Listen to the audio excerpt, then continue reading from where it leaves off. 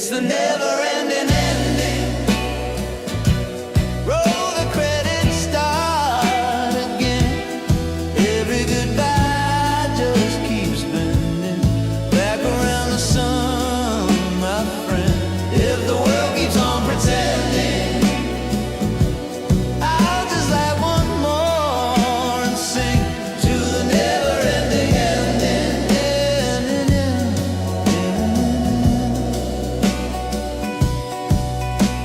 Sirens in a southern dream, kids still chalking halos on the street. Preacher on the corner losing steam, signs are running out of ink and heat. He's shouting this time, this is it. Earth just shrugs and starts to spin. It's the never-ending ending. Roll the credits, start again. Every goodbye just keeps bending back around the sun, my friend. If the world keeps on pretending, I'll just light one more and sing to the never-ending ending. Yeah, the never-ending. Mushroom clouds on the movie screen fade to black, then a color scene. Same old lovers in the pouring rain, same old soldier on a midnight plane. How many times can the curtain fall and leave dust hanging in the hall?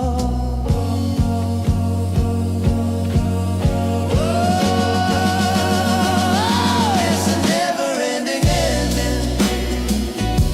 Roll the credits, start again.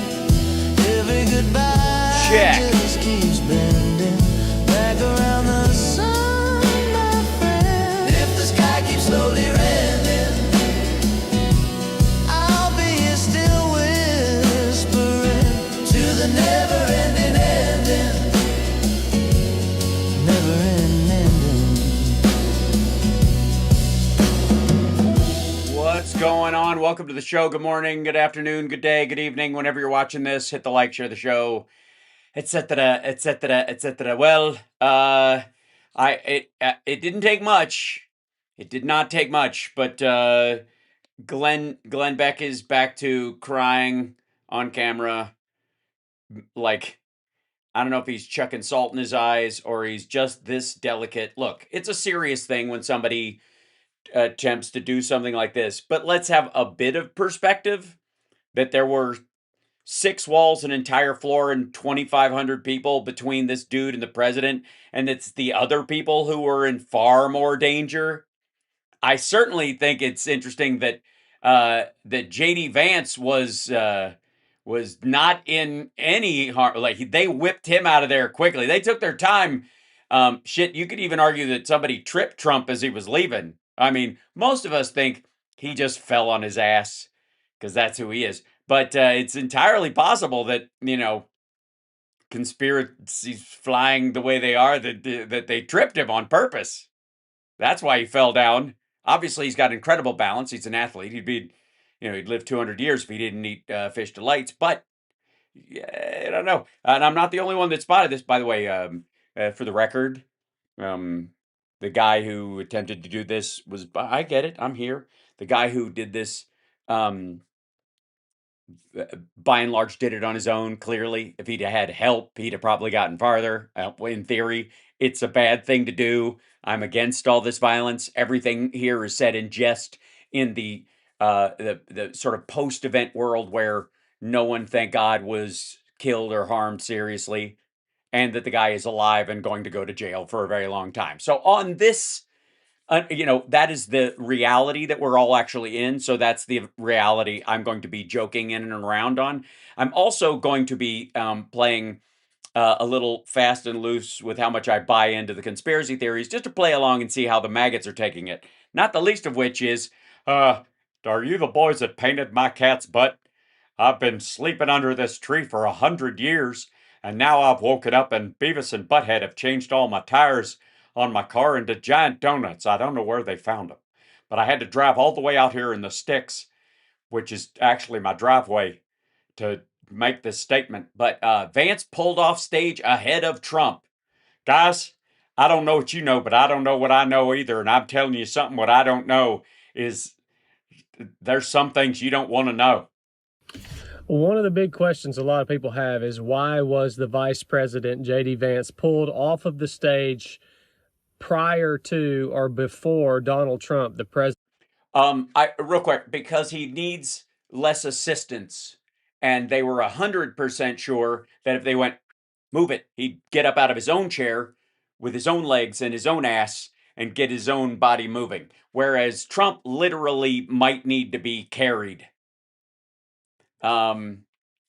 Also, he loves it when there's something like this where he gets a chance to stand up and yell, fight, fight, fight, instead of leaving like he's supposed to. He often kicks off his shoes in circumstances like this, so they need a minute to get that together.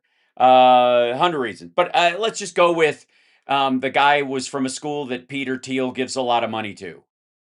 Sorry, I need to put this. I think I'm going to need to preload this.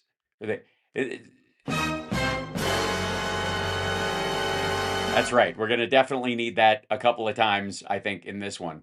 But I'm confused. President of the United States was pulled off of that stage during the incident at the White House Correspondents' Dinner.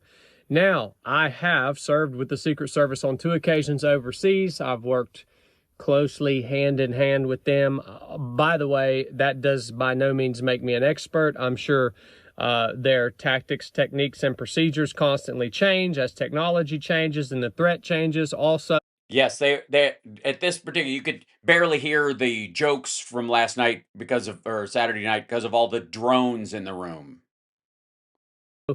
I imagine that working with They had a submarine in every bathtub in the whole place. They are doing everything they can to make sure the president is safe. them overseas and in that environment is much different than working with them stateside.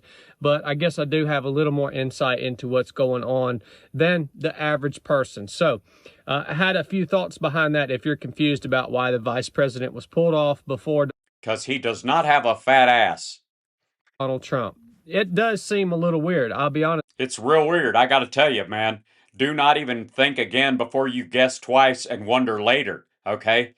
If you watch it, that is a little bit strange. You would think the President of the United States being the most important figure or leader. Figure being the operative word. Here of our country would be the priority in a situation where there's an active threat.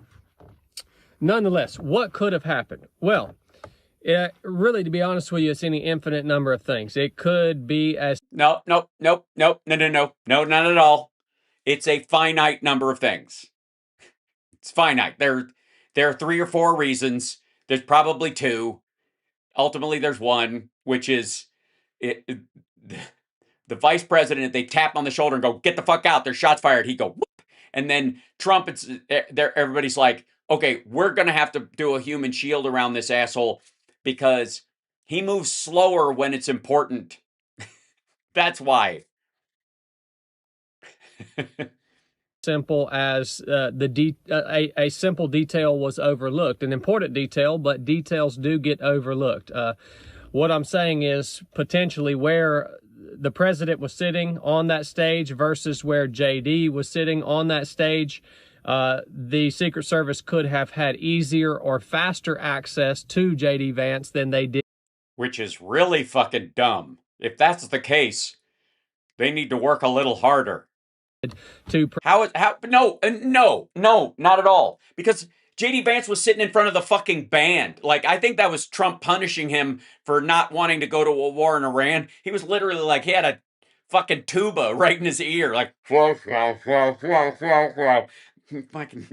I'm sure he could feel every bite he took of the dinner go down his esophagus and through his digestive tract from the vibrations from the trombone line. So, and so there was a thin line of people there getting them out. So no, it wasn't clearer. Trump, there's literally a lot of stage. Trump is at the table. The backstage is full of Secret Service. There's a couple sitting nearby. So no, it's way fucking faster. Like here's how it works. There he is. Come with me. Now, what would be the hang up in this situation? Cankles, exactly. President Trump. Now, if they would have foreseen that detail ahead of time, and then they probably would have switched where those two individuals were sitting on. No, the vice president doesn't get to sit next to like Wei Jiajiang, I mean, maybe Melania would prefer it, but only because she prefers the sexually harmless. That stage, but it could have possibly been overlooked. There could have possibly somebody wants his moonshine recipe. You have to squeeze it out of my beard. been something going on with the guys who were responsible for Trump behind stage or right there in his vicinity. There could have the waiter came by with a tray of canapes. Been something going on with their comms. Who knows? Maybe there was some sort of delay. Maybe they were just goofing off and hanging out backstage. Unlike J.D. Vance's detail, who apparently was not goofing off and hanging out. You see where all this fails? If the comms failed, then why did Vance's not fail? You're just creating more of a conspiracy. Well, maybe that's exactly what happened. Why in the world would the president's comms fail, but J.D. Vance's didn't? It's almost like he's got a lot of friends in tech. All right.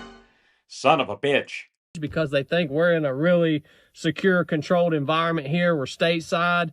You got to understand, man, these dudes that do that do this Secret Service detail, they do this day in and day out. And yeah, it just gets boring sometimes. You're like, nobody's going to go after him in a broadly public place. Almost like in the same hotel that Reagan was shot at. As you guys know, this is the least of our worries. Almost nothing ever happens. It's almost impossible for them. Yeah, and this is a great example of what happened Saturday. Almost nothing. To not get complacent doing the job that they do, because they're doing it day in and day out. It's a sucky job. Yeah, they're downwind of him most of the time. It's a really sucky, crappy job, man. It's sucky, crappy. Also, because it's Trump farty. I'm just saying, consider yourself warned. And yeah, man, it's easy to become complacent. So maybe the dudes behind Trump were taking a minute to tell a joke or something. I mean, it could have been something as simple as that, literally. Yeah, you don't think the gunshots would have kicked in? Again, why is his detail bored and fucking off the job, but J.D. Vance's isn't?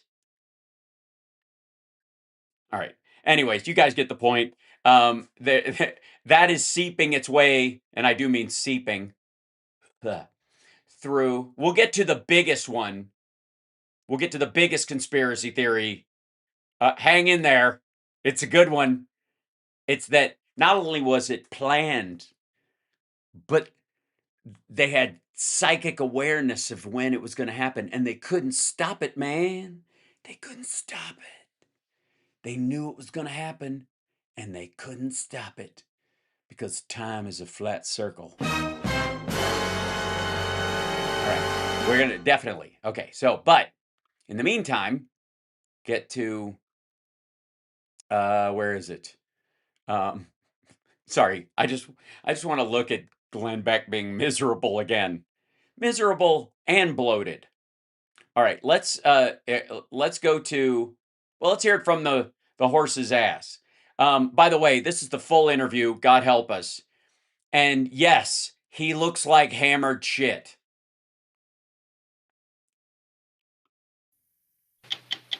Mr. Everyone, and thank you for doing this. Thank you. I'm glad you're safe. I am glad that everyone is safe. How are you doing?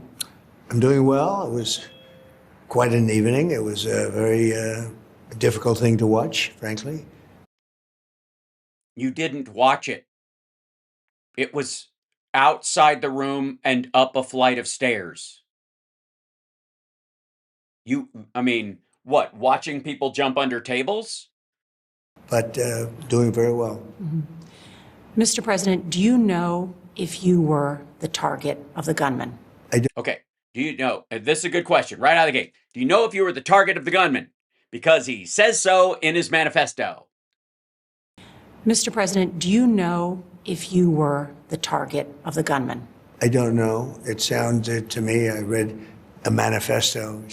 Yeah, he read that. Never read 2 fucking Bible verses in his life, but he read the entire, 1,500 word manifesto? Like, was it 3 pages? There's no way. I skimmed it. He's radicalized. He was a Christian, a believer, and then he became an anti-Christian. And Okay, this is him being told by somebody else what's in it. That's how you would describe it secondhand, just for the record. he had a lot of change. He's been going through a lot based on what he wrote. His brother complained about him and I think reported him to the police, and his sister When? So you guys had awareness of him before this happened? likewise complained about him. His family was very concerned. He was probably a pretty sick guy. He still is. He's alive. He's probably a sick guy, is what you mean? I want to get to all of those details and also walk through this, what happened last night. But first, this appears to be the third attempted assassination on And the first one who didn't vote for you. your life. The first in Butler, the second, of course, on the golf course in Florida. Why do you think so many people may be trying to kill you? What a fucking question. What?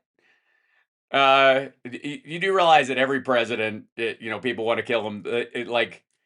Why do you think 2 out of 3 of the people that have tried to kill you voted for you? So I've said it, and I've said it numerous times, and I've actually, because of the position I'm in, I've done quite a bit of research into the word assassination. It just because I like ass. I've always liked to ass. You've done research into the word assassinate. What is assass? Where does that come from? What? What? I'm in, I've done quite a bit of research into the word assassination, terrible word. And they go after consequential presidents. They go after presidents that do things. If you look at what I've done, we've turned this country around. We've taken a country that was actually a dead country. It was Yeah, they don't kill people for turning around dead countries. Like, literally no one assassinates a, a person for turning things around and making them awesome. Also, not just presidents. You will recall that you were at the memorial for Charlie Kirk, who was assassinated. Maybe this is maybe he was going to be president one day and somebody came back in time and did it. That's not because of who he would become. Maybe that's where they're going. dying very rapidly, and it's Sorry, you're what? Who was what? taking a country that was actually a dead country. It was the country was dying very rapidly, and No, it wasn't. You actually drove inflation back up. You kept interest rates from going down. You fucked up. You fucked up. it's the hottest country anywhere in the world. We had According to the guy who gave him permission to attack Iran. a skirmish, a war, whatever you want to call it, with Venezuela. We won that very decisively, and We didn't have a skirmish. We dropped in and abducted their leader. It wasn't a skirmish. There were not street battles. We weren't fighting over territory. We just snatched a dude a great and his wife. relationship with Venezuela. It's been a very profitable relationship, and That's really all that matters. we're in Iran right now. Other presidents should We are? I thought that was over. Didn't he say it was over 6 times last week? have done it, but they never chose to do it. They should Because it was a dumb idea? have. They made a terrible mistake by not doing it. It's tougher now than it would have been 10 years ago or even I see. So it's their fault that his choice to do a war isn't easy. 5 years ago, because They had thousands and thousands of missiles and everything else. If we didn't do the B-2 bomber attack, that alone was a big deal. The killing of Soleimani, which I did in my first term, was a big deal. But when you're consequential, when you do things, a lot of things, and things that work out very well for our country, Abraham Lincoln was assassinated. McKinley was assassinated. McKinley made the country very rich. People don't realize that. Then Teddy Roosevelt went out and spent the money that was made by McKinley, but he was very consequential, actually, but he was assassinated. So You mentioned, Mr. President, consequential, and your policies are also controversial. Is that part of it? well, I don't think that way. I don't think in terms of Yeah. I'm doing too much good stuff. It's not that I'm doing anything that anybody dislikes, even though I have the worst polling numbers of any president in history. what they are. I just think of what they are for the country. For instance, I inherited the worst border we've ever had in the history of our country, Nope. where 25 million people came in. No, they did not. 25 million people, at least. Nope. And many of them were from hardcore criminals, and they were drug dealers, and they were from prisons. They emptied out prisons. So, sorry, there's 25 million hardcore criminals, psychopaths, murderers, drug dealers, and you can't find any of them. You have fewer deportations than Biden and Obama on a yearly basis. Okay. Into our country. Where are they? Where are the 25 million people? They're all maniacs. They should be easy to spot. Right? They all look like gang members in a Jackie Chan movie. Like they right? They have to. They're mental institution. What kind of country is this, by the way, that 25 million lunatics could blend in?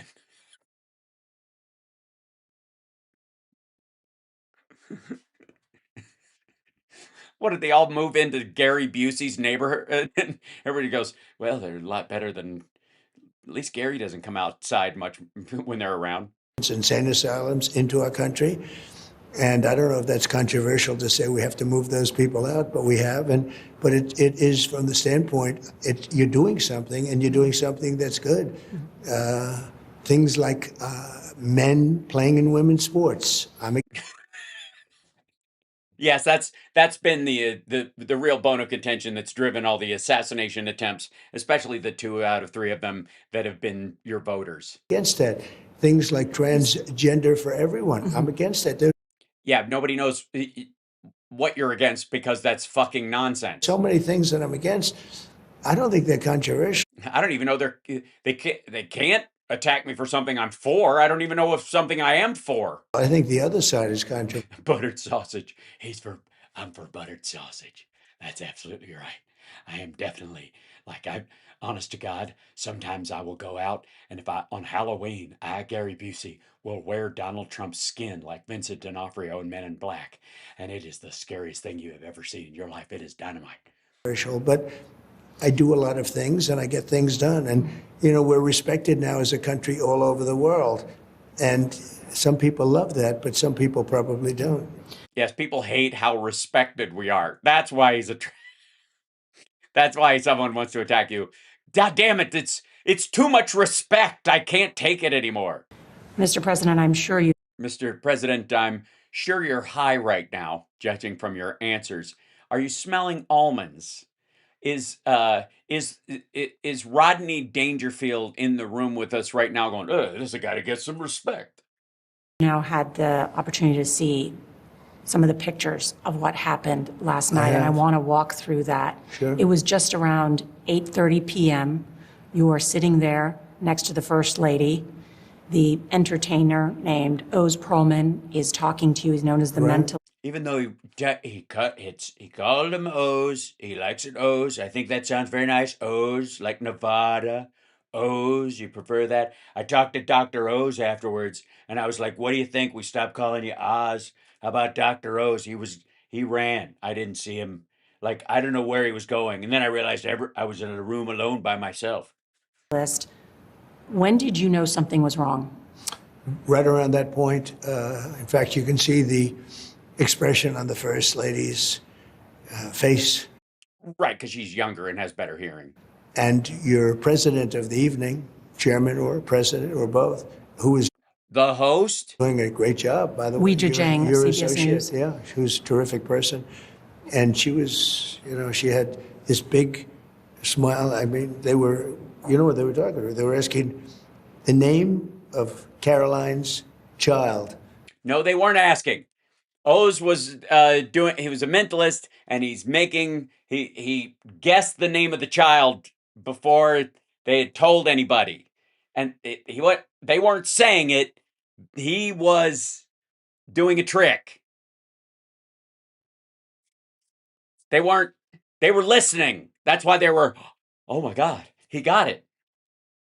That he didn't know, I guess. But Your he was press able secretary is expecting, and he was trying to guess That's the right. baby's name. That's right. And that was the question. That was what he was actually able to get it. I'm not sure I'm That was the question. a believer in this, but he was able to get it. And Who gives a fuck what you believe? He got it right. What do you mean? He's not a psychic. It's a trick. He's just really good at it. Asshole. I don't know if I believe in card tricks. I think there's something going on. I think the card is marked, or they're folding or putting them somewhere. I don't think that the card just evaporates and appears in the pocket of a stranger that this person says they never met. the First Lady and your associate were amazed. You could see and that Shock was on their faces. It wasn't the shock about something outside. But right after that, we heard a big bang, and it was either a gunshot or it was a tray of dishes. Sorry. So you think they dropped the tray before the gunfire happened? You think? What do you think? They were signaling to the shooter that it was time to run? When I drop the tray, you come a running, clang, and everybody will look my way, and then you run. Pretty sure the gunshots happened, and then the commotion. Which happens a lot in ballrooms. It does not happen a lot in ballrooms. It doesn't. It does not happen a lot. It happens on occasion. Been in a lot of ballrooms in my life, dum-dum, and it's happened like once. And I was hoping it was a tray, but it wasn't. Sorry. You're hoping that trays, when they drop, sound like a handgun. You mentioned the First Lady. Her face, she looked very alarmed. Was she scared? Well, I don't want to say, and people don't like having it said that they were scared, but certainly, I mean. What do you mean, people? It's your fucking wife, dummy. And is there shame in being afraid when gunfire is happening around you? Who wouldn't be when you have a situation like that? By that time, I think she realized ahead of time that that was more of a bullet than it was a tray. And how long did it take you? She was, I looked at her face just a little while ago before I came. I saw this. She still looks like that. Fucking two days later. They played it for me in, pretty good close-up.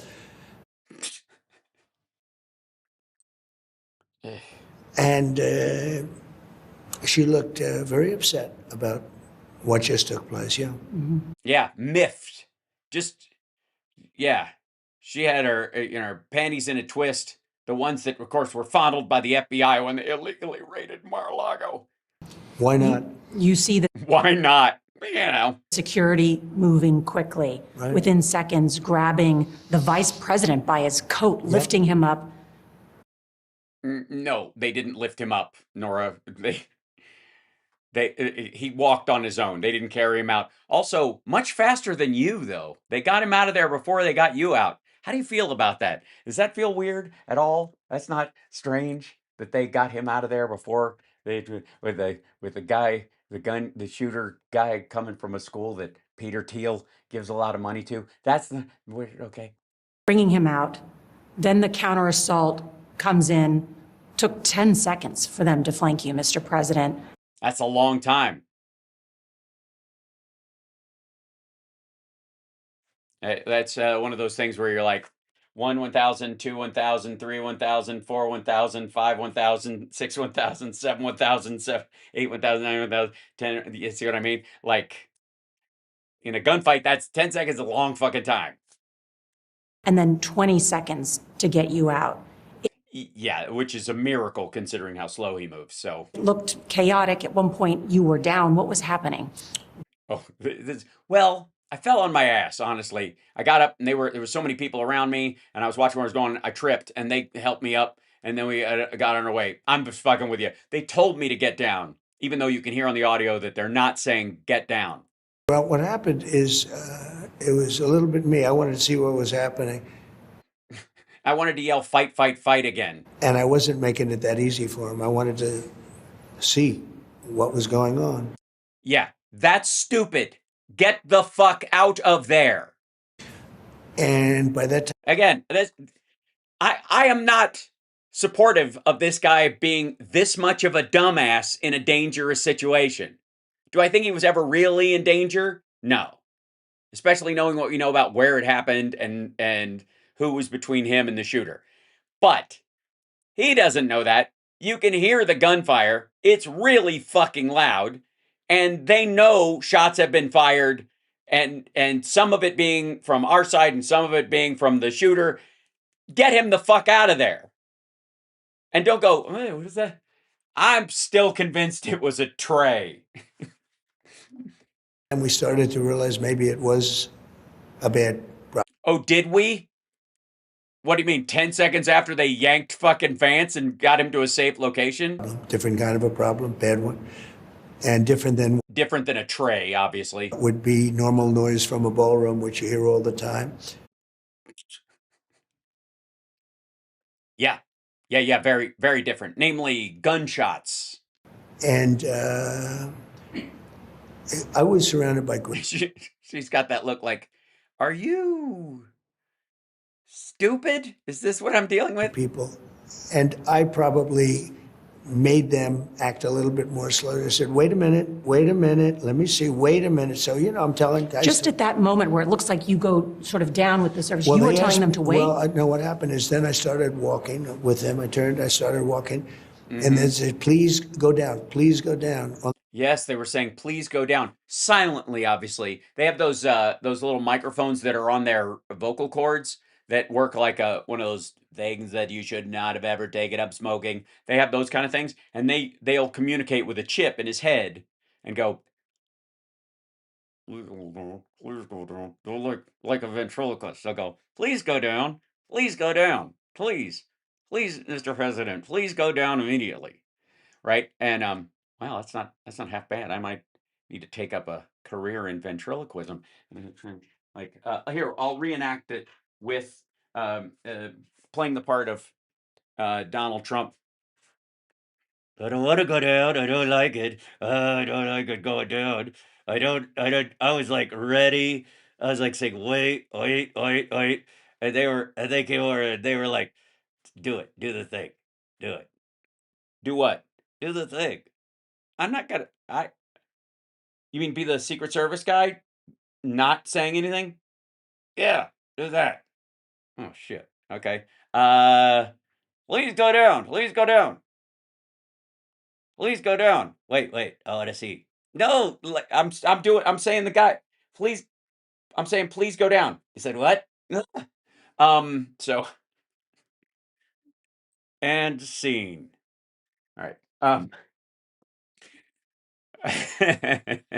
All right, sorry. Yeah, they did not say please go down. The floor. At all. They did not say that. So I went down and. Yeah. They used the code word,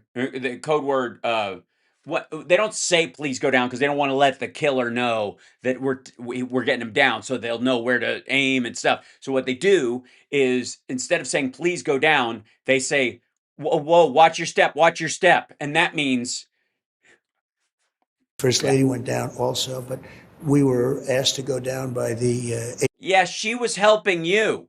She watched you fall down. Agents as I was walking. In other words, They wanted you almost to crawl I was out. standing up, pretty much. I was standing Yeah, because you're completely safe behind a folding table with cloth. up and then turn around the opposite. Also, this is fucking nonsense. Nonsense. All right. You've got someone, there's an active shooter in a situation. You need to get that person out of there to safety as fast as possible.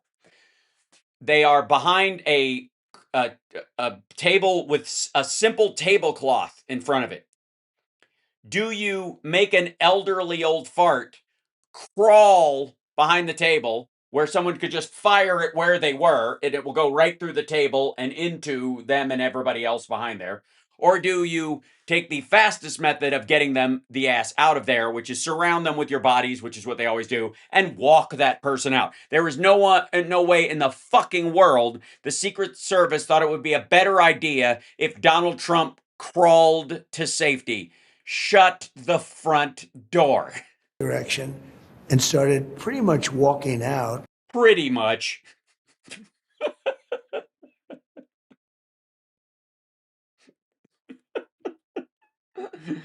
Yeah, that I would call tripping and falling pretty much walking. Pretty tall, a little bent over because I'm not looking to be standing too tall. They literally have their hand on his head in those situations. And but I was Take the long way home. walking out. It was about halfway there, and they said, "Please go down to the floor. Please go down to the floor." So I dropped to the floor. So did the First Lady. What was your thought at that And then you got right back up and decided to walk. What are you talking about? moment? What did the First Lady say? Well, my thought was, I've been through this before a couple of times, and Yeah, it's just habit now. she has not to this extent.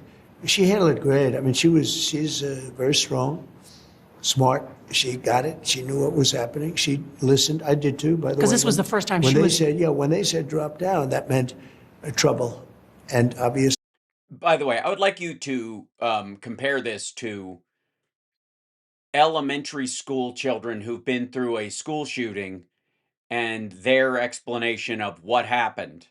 And you will find that they have more situational awareness, certainly direct memory and clarity of the event and what you do in an emergency than him. There is zero difference, I would say, between this guy and like an 8-year-old explaining, being through a school shooting. The kid who fucked off and didn't pay attention during the drills. I'm the president, and I listened to what they said. Please drop down, sir. Please drop down. So I was walking halfway, and then I dropped down at the final because we had a little ways to go where you're exposed to the ballroom. So you get up, you're walking towards the thing, and as you get closer to the area where you're going to be backstage, they say drop down there because you're more exposed in the place that you're least exposed. I'm all right. surroundings.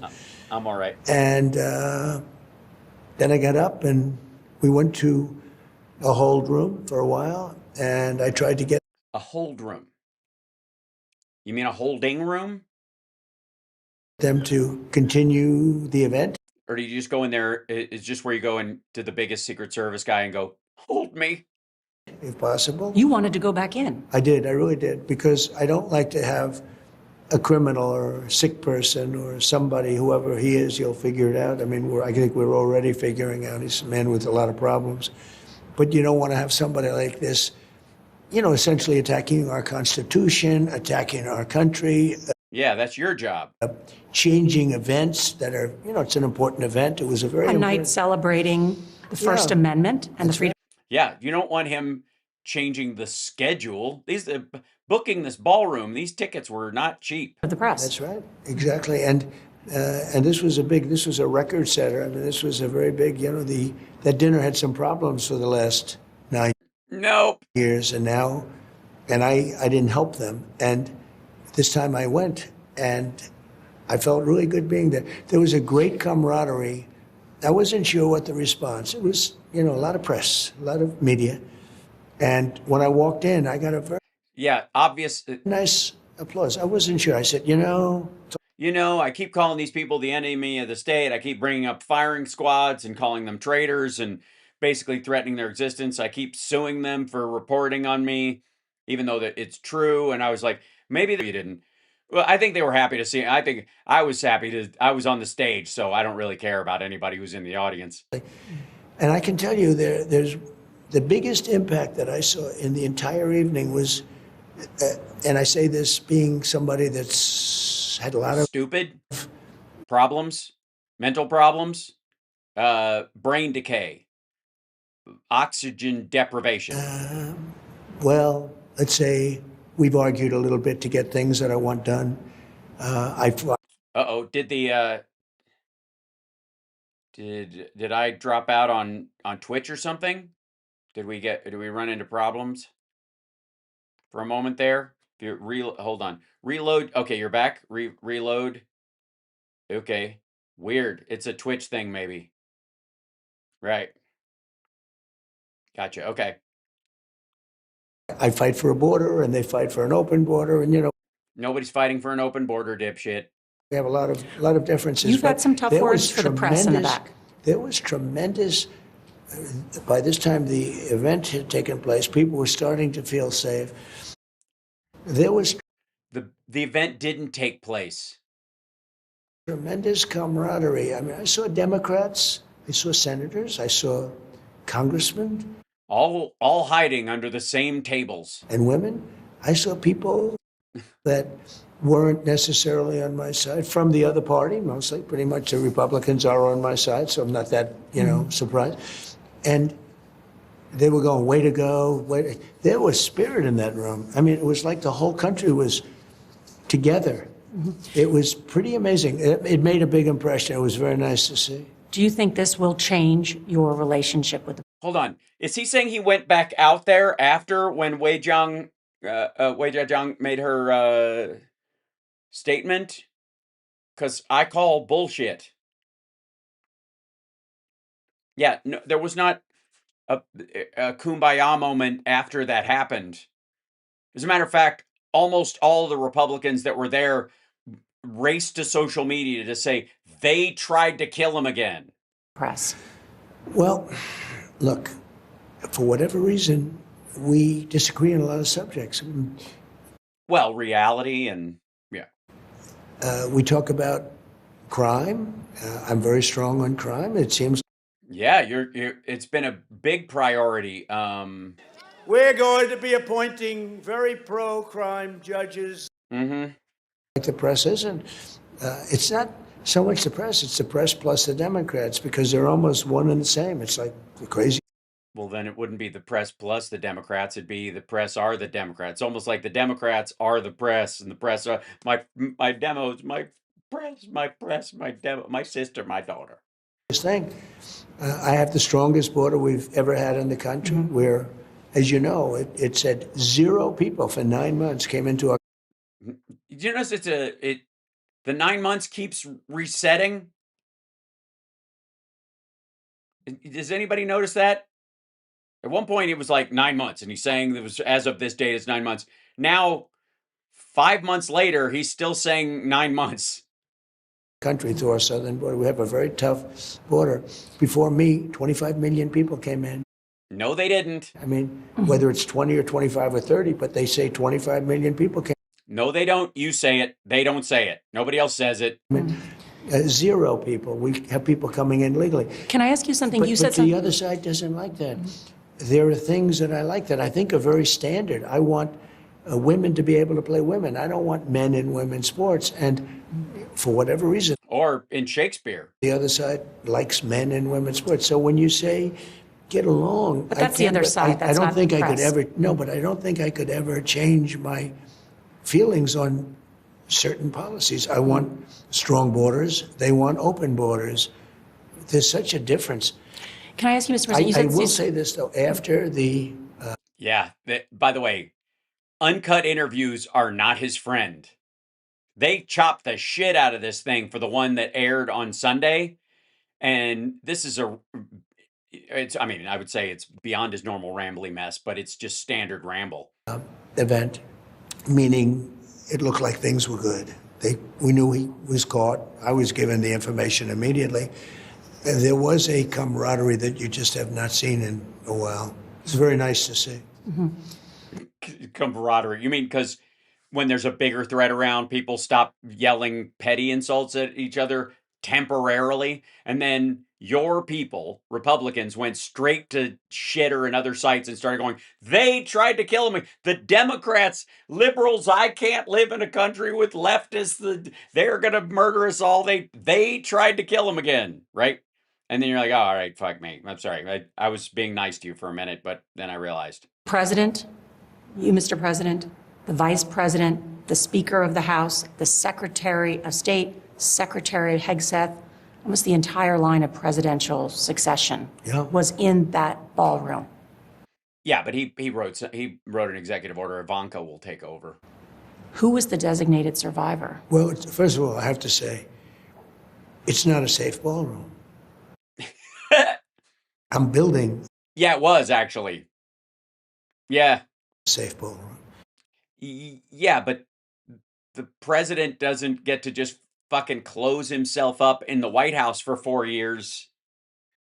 And one of the reasons I'm building it is exactly what happened last night. It's a private event. Sorry, so all major DC private events, whether the president is going to attend them or not, will be held there in case he wants to show up.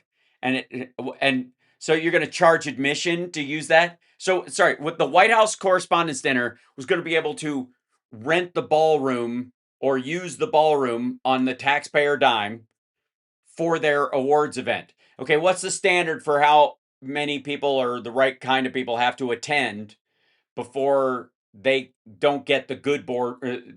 They have to go to a hotel in DC.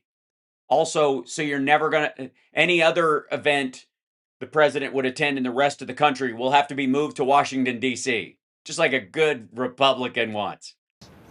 We're building a room right there. If you walk out and move 20 yards to the left, you'll fall into a giant hole. Be right at the entrance to the ballroom. No, you won't, because it doesn't exist yet. And that ballroom, you can stand there in the dirt going, it's gonna, I could see it. Like I could see it. I could see it in my mind's eye. Is being built on the safest piece of property in this country, probably one of the safest pieces of land in the world. We have. But that's the White House. The White House Correspondents' Dinner can't use White House property. It's able to be used by certainly the White House. It says the White House Correspondents. Well, that's the. That's it. Okay. Fuckwad. Oh my God. That you don't own those people. You do realize that, right? It's not the White House's Correspondents' Dinner. It's the White House Correspondents' Dinner put forward by the press who covers politics in the... Oh my God. He thinks the White House Correspondents' Dinner is a White House production. It's able to be used by certainly the White House. It says the White House Correspondents. Well, that's the White House press. I'm sure that it's available. You know, it's up to the president, but that would be made available. And why? Why? Also, how is it safer if you're bringing that many of the public in as well? Like, This has bulletproof glass. This has, this is. Yeah, there was no glass in this room. The walls were bulletproof. The highest level of security. Also, very importantly, I could have built suites on top. I could have done a lot of things. And I said, no, this has to be. What the suites? What are you going to turn it into another Mar-a-Lago? Don't give them any ideas, Hal. Pure. This has to be where people stay off property and they go through one very impactful, very strong entrance. They go through the trash compactor from the Death Star. Okay, so you're building the Death Star landing pad. Very powerful entrance. Very powerful entrance. The doors, like you look at them and boom! Ah, shit! Like, you know what I mean? Like those are doors where you're like, whoa! And you like see them, they like explode into your like imagination. It's like staring at God's nuts. It's amazing. There's no games with this. This is the best, highest. This has all sorts of security equipment at levels that you could never have in a regular ballroom. Right, because it's top secret. Also, listen to this dipshittery again. Let's hear it in a run. Pure. This has to be. Hold on. This has to be pure, big, amazing, impactful, gigantic. You know, this is the highest level of security. Also, very importantly, I could have built suites on top. I could have done a lot of things. And I said, no, this has to be pure. This has to be where people stay off property and they go through one very impactful, very strong entrance, one very powerful entrance. An impactful, powerful entrance. There's no games with this. This is the best, highest. This has all sorts of security equipment at levels that you could never have in a regular ballroom. Yeah, like you could scan women and look at their underwear. And we're ahead of schedule. We're right on budget, ahead of schedule. I wish it could be even sooner, but we're months ahead of schedule. But it doesn't open till 28. So, that means you have another season. It means you'll never get to see the inside of it. And a half to go. Right. But this is exactly why the military, and this is exactly why Secret Service and all law enforcement want it, because you have maybe 1,000 hotel rooms above the ballroom we were in last night. And Yeah, somebody could have just drilled through the floor. Nobody checks those rooms. I'm not knocking it. I'm just saying in terms You sounds like you're knocking it. You mean you don't want to have to be out here in the shitty public world. of maximum security. It's not the best thing. You can do it, but you can have problems like this. They have an elevator that comes down from the rooms. It's very close to the ballroom. Yeah. Which makes sense. Yeah. So I we're wanna- doing something. Yeah, an elevator that you can secure very easily. How many floors is the place? At least in that area? What is it? 9 floors where the ballroom is? So you got 8 guys and gals individually on there checking in all the time. And then on the floor you're on is your entire goddamn team. 3 are stationed at every exit and entrance. Very powerful, impactful entrances. Thing that's going to have a tremendous impact on solving this problem. In that video, you can see the gunman running through the metal detectors. Right, and it didn't work. They were able to. It went off. The guns actually set them off. He thought he could get through if he just ran through really quickly and stopped and went, "Oh, here's my ticket." That they wouldn't know he had a gun on him. And he fired off 1 or 2 Yeah. rounds. His speed was rather incredible. Actually, he was like a blur. How did he get that close with the Well- place swarming with security? I will say, look, I say it because I'm a big fan of the people of law enforcement. The people. And, some of these people, they may be crazy, but they're not stupid. And they Actually, this guy was also stupid. figure things out. He ran 45 yards, they say, and he just went to it, and then, boom, he popped through it. Sorry, he got a 45-yard head start. What are you talking about? 45 yards. The fuck out of here. 45 feet. Please. Jesus Christ. A thing like that could happen. I would say this, having the equipment on the outside of the building maybe is better than having it on the inside of the building. The magnetometers weren't the issue. They went off. They detected the weapon. I'm all right. I'm okay. Sometimes that's tough. Sometimes it's horrendous weather. Sometimes it's pouring, it's raining, it's lots of things happen. But there's also an entire hotel attached to it that you could run people through a gauntlet into the hallway, shutting off other places. You could seal those areas off. Oh, God. But maybe last night was actually quite nice. The weather was beautiful. So maybe something like that has to take. Weather permitting, we'll take top-notch security measures. But if it's raining, fuck it. I can only say that from the moment they realized that he was, I mean, he ran like, I think the NFL should sign him up. He was fast. When you look at it on tape, it's almost like a blur. Right. But it was amazing because as soon as they saw that, you could see them draw their guns. They were so professional, aimed their guns, and then they took him down immediately. Yeah, every shot that was fired at him missed.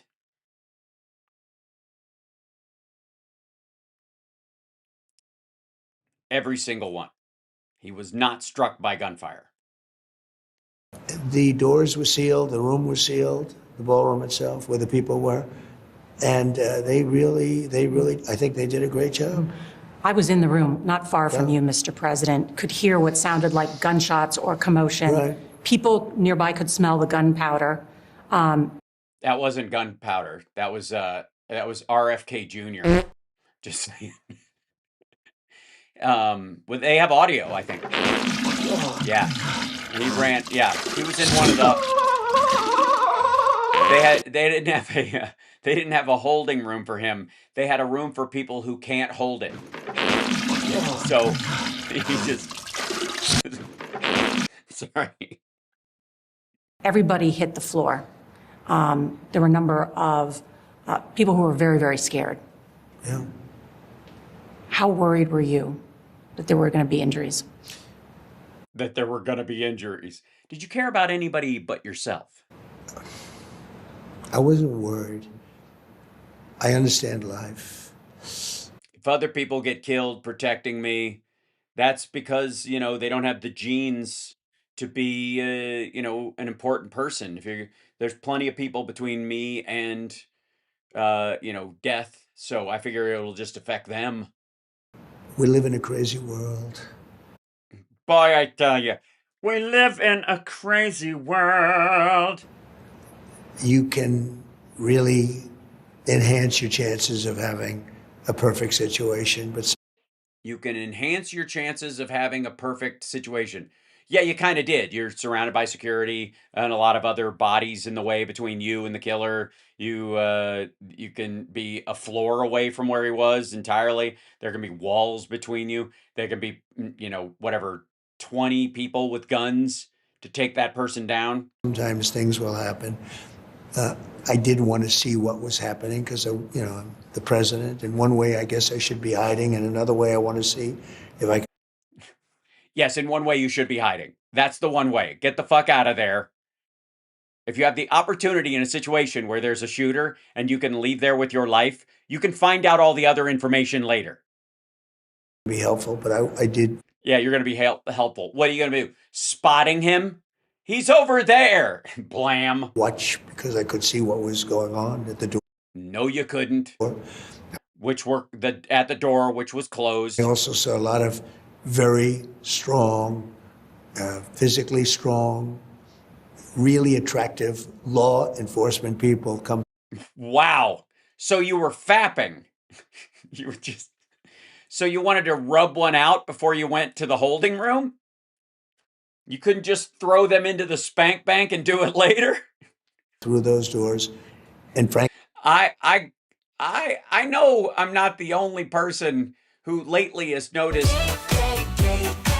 It's fun to be. Let's party like we're moving. Guns and dongs and vests and thongs. Whoa, I love that feeling. Zipper hoods have got the goods. Owie, owie, oh. Guns and dongs and vests and thongs. Whoa, I love that feeling. Zipper hoods have got the goods. Owie, owie, oh. Boing, boing, doo-ba-doo. You know Very what I wanna do. strong, Yay. Boing, boing, physically doo-ba-doo. strong, You know what I wanna do. really attractive law enforcement people come through. Very strong, really attractive law enforcement people come.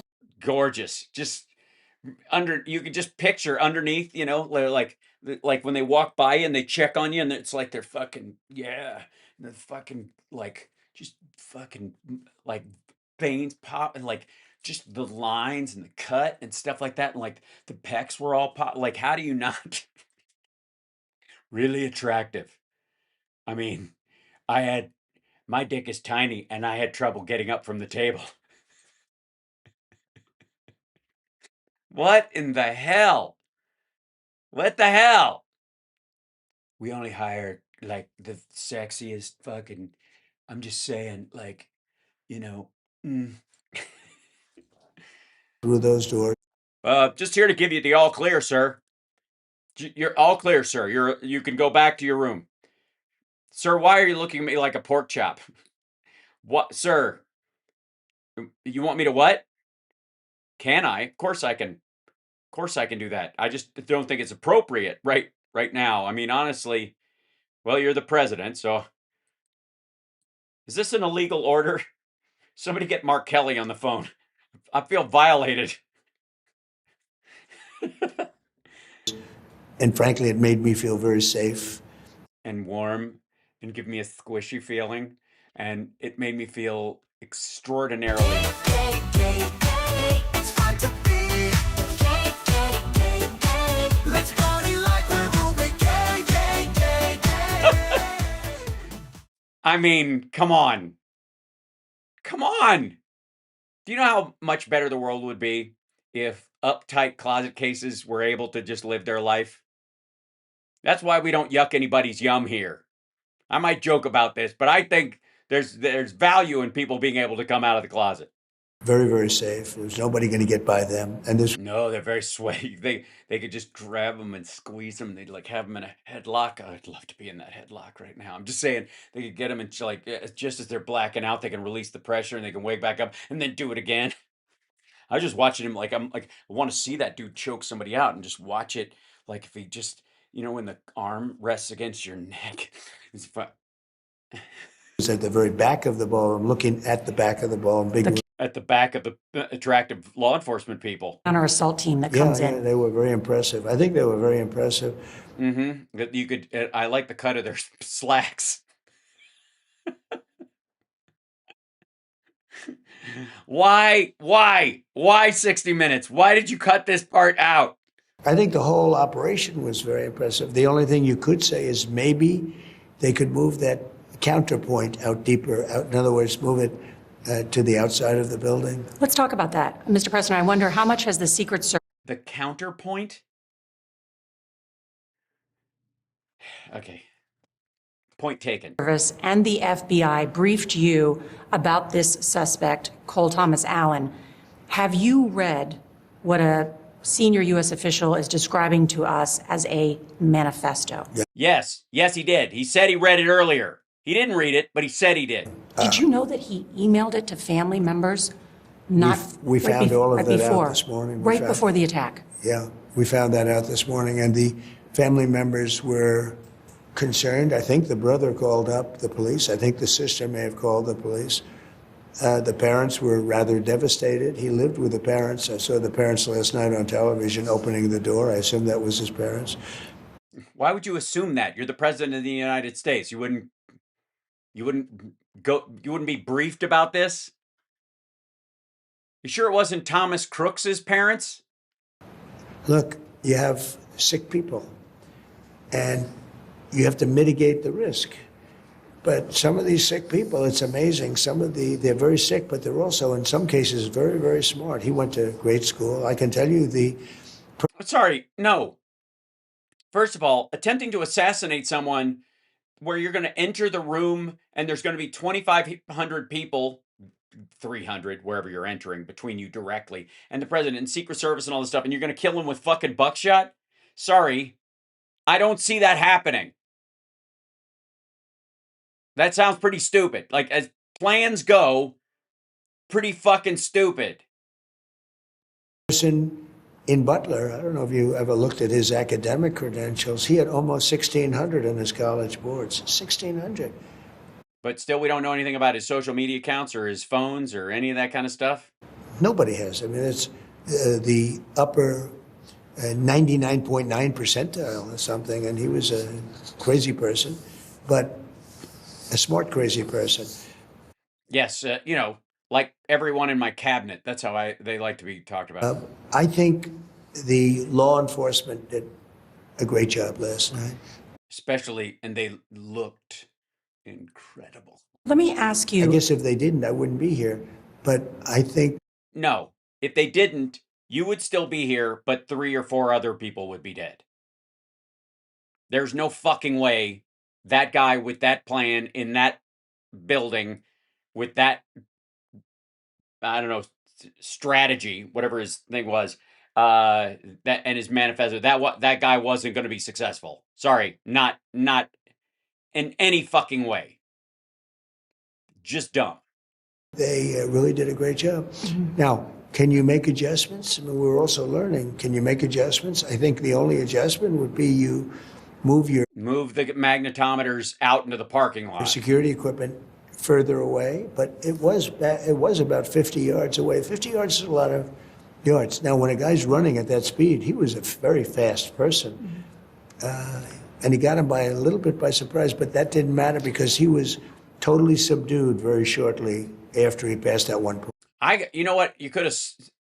I don't even know why. You could have solved this whole fucking thing with turnstiles, right? Right? You do realize, like, literally a turnstile would have solved this, because nobody bum rushes a turnstile. All you got to do, like, if anybody who tries to jump it, they're the bad guy and they'll never clear it, right? Especially if they got a magnetometer over the top of it. There's no way you're gonna fucking Jackie Chan your way through that hole if you want to live. So no. How about that? Just a turnstile next time. the so-called manifesto is a stunning thing to read, Mr. President. He appears to reference a motive in it. He writes this, quote, administration officials, they are targets. And he also wrote this, I am no longer willing to permit a pedophile, rapist, and traitor to coat my hands with his crime. Look at the camera. Wait. Watch him look at the camera right at that moment. He's like, oh shit, here it comes. We're willing to permit a pedophile, rapist, and traitor to coat my hands with his. I think she means me. Mm.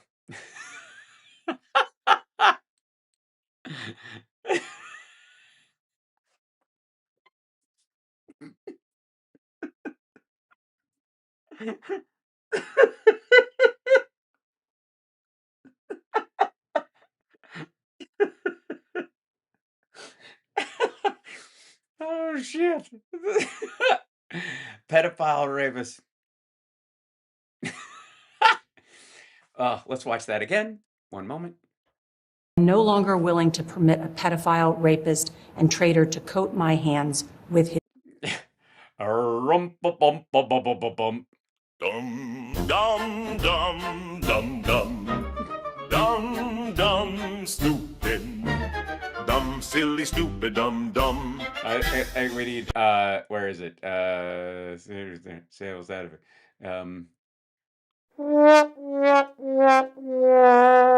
There we go. Crimes. What's your reaction Well, to I that? was waiting for you to read that because I knew you would, because you're You're a terrible person. And I'm looking straight into the camera as I say, you're a terrible person. you're horrible people. Horrible You are horrible. You're horrible. We had such a kumbaya moment, and you had to blow it. people. Yeah, he did write that. I'm not a rapist. I didn't rape Yeah, and you do realize this isn't under oath. anybody. But, oh, I'm not a do you think he was pedophile. referring to you? Excuse me. I'm not a pedophile. You read that? By the way, nice save, Nora. This will be the one situation where I call bullshit. This is some bullshit. Yeah, Nora, you knew that meant him. Of course you did. And I thank you for reading it, but let's not pretend like I'm not saying I agree with you. I'm saying he has gotten this. Is this because of media coverage and the Epstein files and all of that? That's, But, oh, you I'm think not that her. I'm not a rapist. rapist. I am not a rapist. I am not a pedophile. I just had to bring this up apropos of fucking nothing. Rape anybody. But, oh, I'm not a do you think he was pedophile. referring to you? Excuse me. I'm not a pedophile. You read that crap Excuse me. Stop trying to help me bail out of this. from some sick person. I got associated with all stuff that has nothing to do with me. Yeah. Oh, I was whoa. Look at the little camera jet in that happens. I got associated with stuff that doesn't even have anything to do with me. It's just my best friend for 27 fucking years. Introduced to me by Roy Cohn. But, oh, do you think he was referring to you? Excuse me. I'm not a pedophile. You read You stepped on my line, lady. that crap from some sick person. I got associated with all stuff that has nothing to do with me. A little punch in right there. Yeah, you did. He was your best friend. I was totally exonerated. Nope. Your friends on the other side of the plate are the ones that were involved with, let's say, Epstein or other things. Let's not say Epstein or other things. Let's just say Epstein. But I said to myself, I'll do this interview and they'll probably, I read the manifesto, he's a sick person, but you should be ashamed of yourself reading that because I'm not any of those things. Mr. President, and I these was are never, the gunman's words. Excuse me. You shouldn't be reading that on 60 Minutes. You're a disgrace. But go ahead, let's finish the interview. Yeah, we're not, you have plenty of time left. He, by the way, bags out in the other interview. They show it basically ending after one more question. The other thing that he wrote in You're disgraceful. the other thing in the manifesto that I think is Yeah, somebody's a little sensitive, I think, about that. worth looking at in terms of determining his motive is he had been staying at the hotel since Friday. He checked in, he said he had cased the place, and he wrote, "What the hell is the Secret Service doing?" And he wrote this quote, "I expected security cameras at every bend, bugged hotel rooms, armed agents every 10 feet, metal detectors out the wazoo. What I got is nothing." He wrote, like, this level of incompetence is insane. Sir, you have already had two attempted... Well, he was pretty incompetent, too, because he got caught. And he got caught pretty easily. So I'd say he was pretty incompetent, too. He's getting defensive on behalf of the killer, thinking he should have better security. I can take any event having to do with security or anything else. I can always find fault, no matter what. I can take... Yeah, if it's not security, it's how much McDonald's they actually have available in the buffet. The amount of stairs and the total lack of ramps. A baseball team that won the game 18-0 and say they should have played better. No, not really. Those guys did a good job last night. Yeah, they did do a good job last night. He wasn't criticizing what they did at that evening because he was a little busy. He was criticizing what he had seen beforehand, which allowed him to get as close as he got in the first place. That's where this is fucking stupid. Really good job. Now, do they make adjustments? They do. They learn. They make adjustments. We're living in a different world with the internet than we had. He didn't download himself into the fucking hotel, dumbass. He assembled physical rifles and then booked it down a hallway. Years ago. But even years ago, it was very dangerous. Yeah, granted, it took them 20 minutes to, assemble the gun and then, 3 minutes between shots and you had to bring your own musket balls. Ask Honest Abe Lincoln. Pretty dangerous. But we are living a very, the internet, I think maybe more than anything else, it's radicalized some people. It's made people mentally sick. You spend a lot of time on the internet. You might be making a strong case, I guess. It's also a great thing. It's a phenomenal thing. We're the leader in it. We're the leader in AI. It's a great thing, but you'll always find problems. Mm-hmm. You will. But it's a different age. It's a very different time. Mm-hmm. It is. It's very different from when Abraham Lincoln was president. I know you don't think so, but it is. I mentioned that because, again, as his motive, and you brought this up, he had social media accounts that had anti-Trump and anti-Christian rhetoric. You should read, why don't you read all the anti-Trump? Why don't you read it? You just did, so why don't you read it? Well, he had a lot of anti-Christian rhetoric. He was part of a group called the Wide Awakes. He had attended a No Kings protest in California. No Kings. Yeah. What did security tell you about what may have been his motives? The reason you have people like that is you have people doing no kings, I'm not a king. Yeah, we're at fault because you're trying to bypass the rest of the entire government and act like a king. Like, I'm not a king. Yes, we know. Thank God. Stop trying to be. I am. If I was a king, I wouldn't be dealing with you. No, I'm not a king. I get it. I don't laugh. I see these no kings, which are. You don't laugh? I don't laugh. I see these no kings, which are funded just like the Southern Law was funded. You saw. Yeah, the Southern Law, all the law in the South. You mean the Southern Poverty Law Center, the SPLC? Ah, fuck it. Just say Southern Law. King, I get it. I don't laugh. I see these no kings, which are funded just like the Southern Law was funded. You saw. Honest, I've never heard anybody sound dumber than Carl from Caddyshack. I have to laugh. I don't even laugh. I don't laugh. What I got to laugh about? You fill your bagpipes with Watina. All that Southern Law is financing the KKK, and the Southern lawyers financing the KKK. I see these no kings, which are funded just like the Southern Law was funded. You saw all that Southern Law is financing the KKK and lots of other radical, terrible groups.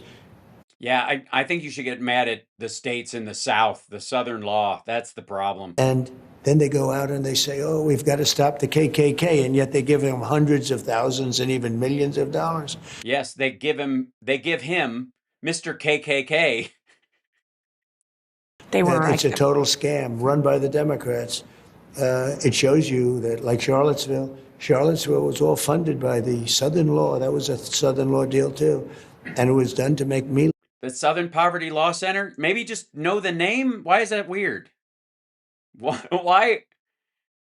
The Southern Law. All right. Look bad, and it turned out to be a total fake. It basically was a rigged election. This was a part of the rigging of the election. And this is the part where the brain breaks down, the brain breaks down, the brain breaks down. This is the part where the brain breaks down halfway through the interview. Man. And that's what you really should be doing. I mean, I hope one of your 60-minute episodes, which really hasn't changed very much from the last few years, I'm surprised, but one of those episodes should be on Southern Law and the fact that they... Yes, go into Southern Law, like that whole thing about like a woman can't change her haircut without giving her her husband prior notice, or you know, you can only fuck a chicken if you're the chicken fucker's son, and you'll be fucking chickens till the chicken fucking's done. That kind of stuff. Those Southern laws, you know, that giving a child coal on Christmas is actually a compliment. And millions of dollars on absolute far right and just bad groups. And then they'd use those groups and they'd say... So they're right wing. Okay, good admission. We'll take that. These are Republican groups, and we're coming to your rescue. And they're the ones that have funded it, and they're the ones that keep them going. Sorry, what? Wait. On absolute far right and just bad groups. And then they'd use those groups and they'd say, these are Republican groups, and we're coming to your rescue. And they're the ones that have funded it, and they're the ones that keep them going. Pretty sad. Do you think it's pretty sad, Nora? The allegations and the indictment They're laid not just out allegations. Was an indictment These laid are out by facts, okay? These are... Yeah, they're not facts, actually. And again, since you've got a court case, you might want to keep your mouth shut because you've just basically bought them a get-out-of-court-free ticket. Facts. I mean, they have checks to the Ku Klux Klan and many others, And then they're saying how bad they are and blaming the Republican Party and Republicans. These are not just allegations, but go ahead. Well, as you know, sir, you've been accused of things and we're able to go to a court of law and adjudicate them. So allegations and indictments. After 5 years, it's true. It takes you about 5 years. I do. So, okay, so I guess the Southern Poverty Law Center will be exonerated in 5 years, so you can just talk shit about them till you leave office. I want to talk about that. Well, And I've you've referenced- also won a lot of money from fake news media where No, they just paid you off because they wanted to do a merger. they write falsely about me, and not that I want to sue people, because I don't. Well, especially when you can't threaten them with the power of the U.S. government. You have to actually show up in court because discovery's a bitch. But I bring lawsuits against the fake news. I brought lawsuits against your network, and you paid me $38 million because you did something that was so horrible with Kamala. You edited her interview the same way you edited this one for air.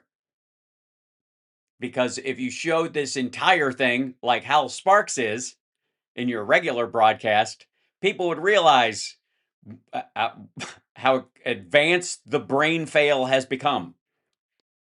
put an answer down that wasn't responsive to the question because her real answer was so bad, it was election threatening.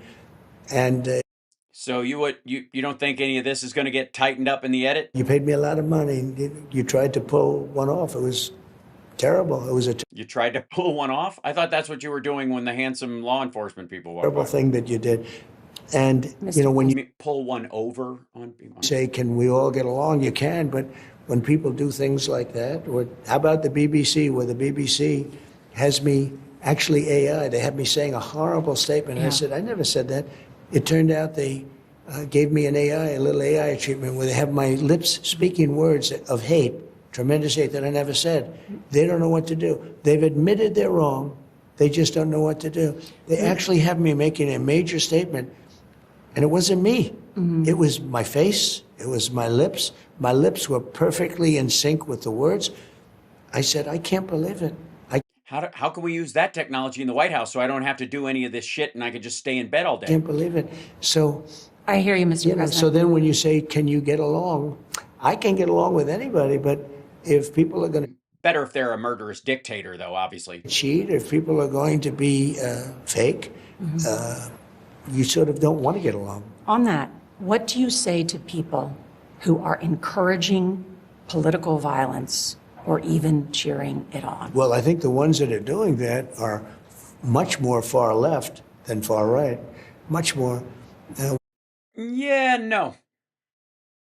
And again, show me where people, let's compare, say, Portland over a few nights throwing shit at a building versus maggots charging up the steps of the Capitol and busting their way in and beating cops. Yeah. When you see, again, Southern law, when you see Southern Poverty Law Center. What the shit? some of the statements that are made that are so even Yeah, and by the way, we miss Portland a lot. Goodbye, Portland, you twisted man. Where's the harbor? Where's the cab? Goodbye, Portland. You make no sense.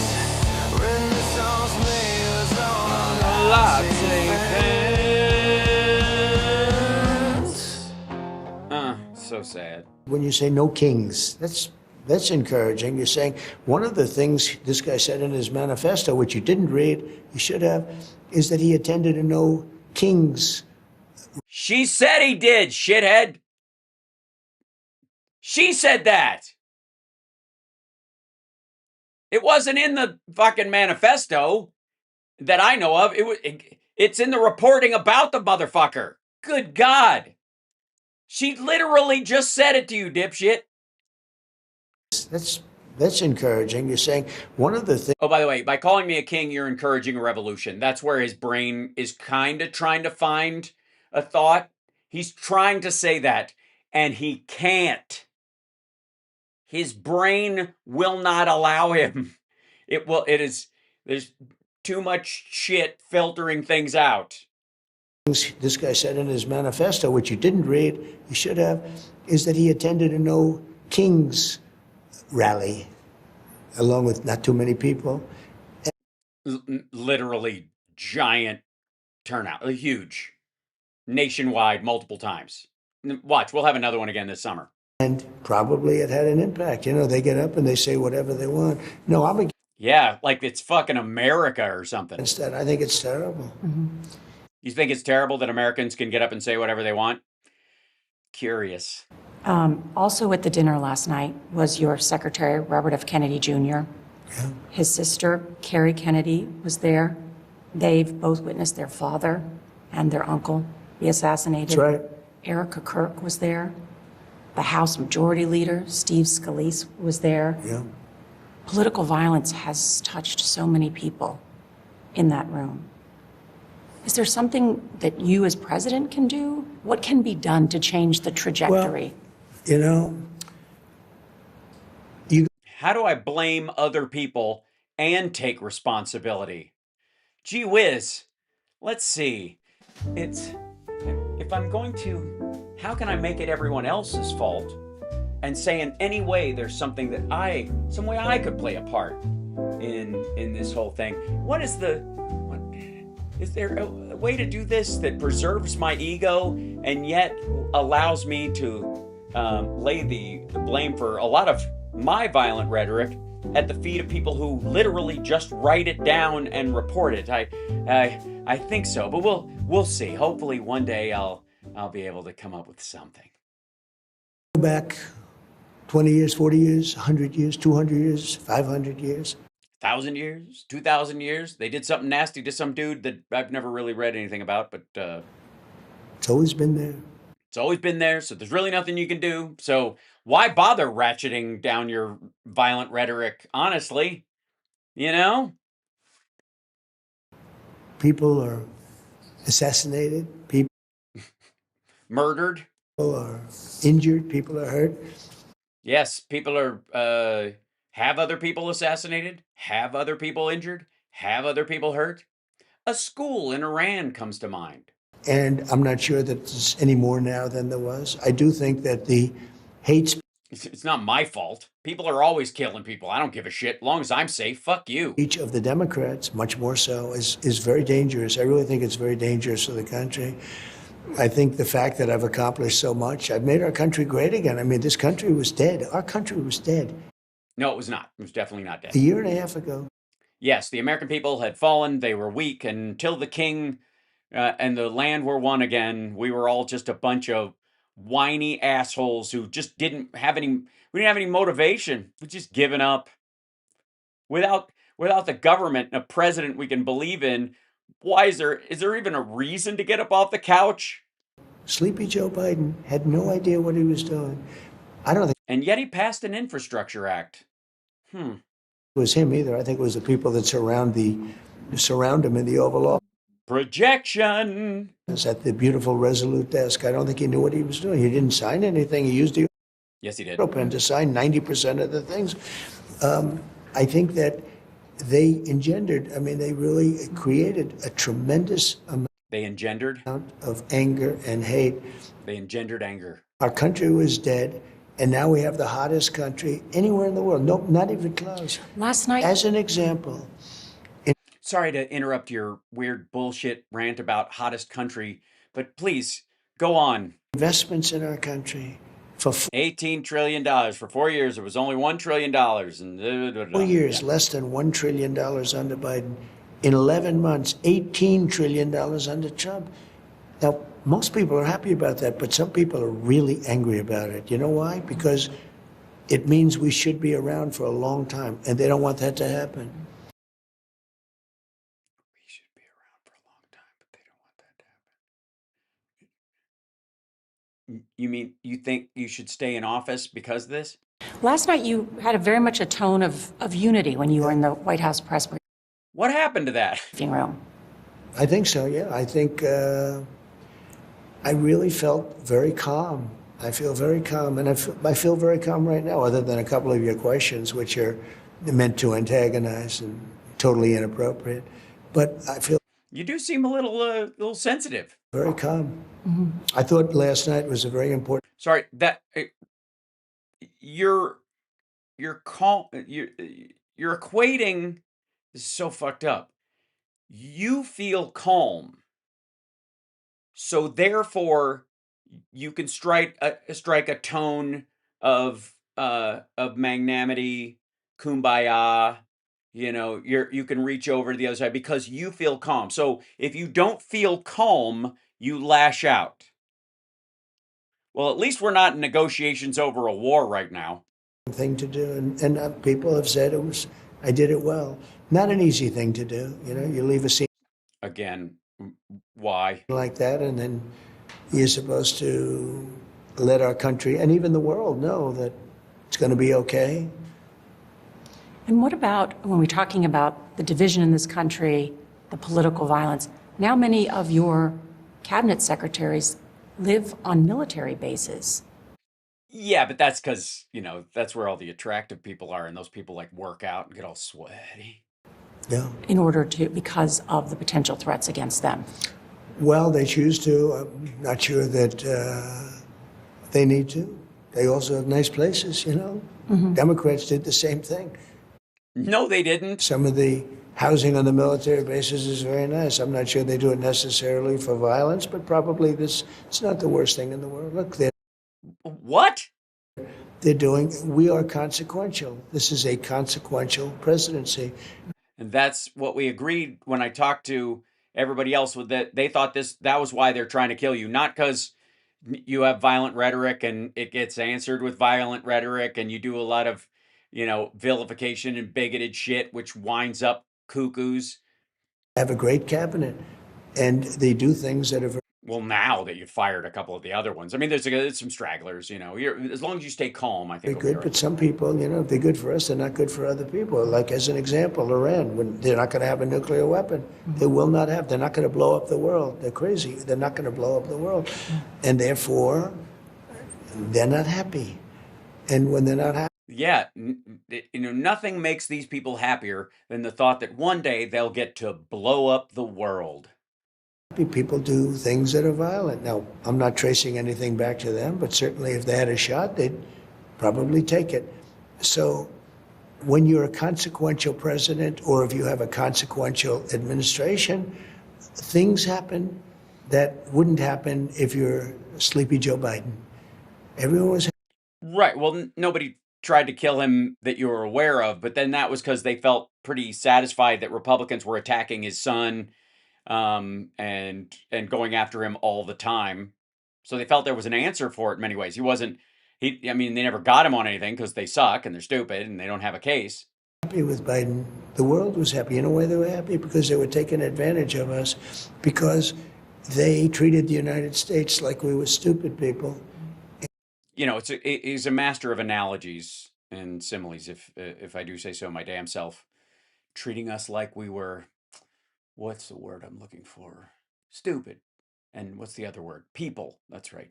They made a lot of money, but they don't do that anymore.